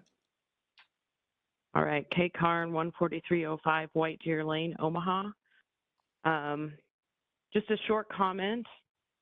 The board should be setting direction on emissions reductions between now and 2050. 2050 is 26 years away. Waiting another 3 years to set this goal is a disappointment because climate change is an incredibly significant problem, not only for our community, but our entire planet. Waiting to set the direction for 14 years from now is disappointing because it does take so long to build generation. Even if the goal is missed, I think lack of leadership and no goal is disappointing. Thank you. Thank you. And for clarification on the public comment period, it will be set to maximize the ability for people to provide feedback between now and the board meeting next month. That will be approximately 30 days. So for everyone who had comments today regarding SD7, again, approximately 30-day public comment period starting from the time we have it posted online, which should be very soon, until the anticipated board meeting next month. Are there any additional comments online? No more comments. Hearing none, that is the end of the public comment period. We will reconvene in closed session this afternoon to discuss two topics: new generation and transmission update and enterprise risk management quarterly update. Dr. Moody, do we have a motion to I close? sure do. Let's do it again. I move that the board go into closed session at this time, 2:47 p.m. to discuss two topics. We will continue to discuss the new generation and transmission update. And we will also discuss enterprise risk management quarterly update. With respect to the new generation and transmission update, a closed session is necessary for the protection of public interest because the discussion involves sensitive utility infrastructure information, confidential cost information, and potential resource acquisition strategies, the disclosure of which would disadvantage the district in future negotiations with potential contractors. With respect to the enterprise risk management quarterly update, a closed session is necessary for the protection of the public interest because the discussion involves matters that are confidential and protected by the attorney-client privilege and attorney work product doctrine and involve the discussion of security for district property and utility infrastructure information. Do I have a second, please? Second. Dr. Wagner? Yes. Dr. Kavanaugh? Yes. Yes. Dr. Howard? Yes. Dr. Moody? Yes. Dr. Sargent? Yes. Yes. The motion to go into closed session has passed. This closed session will be limited to two topics: new generation and transmission update and enterprise risk management quarterly update. No votes or other board action will be taken.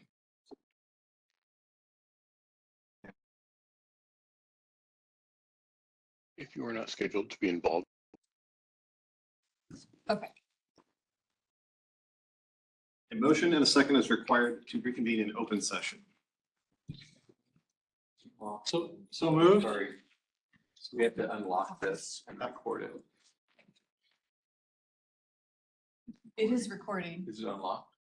It doesn't need to be unlocked to It the isn't. board, but it does need to be unlocked for other people if they want to join, right? My apologies. I just wanted to make sure. Second, So please. This minute.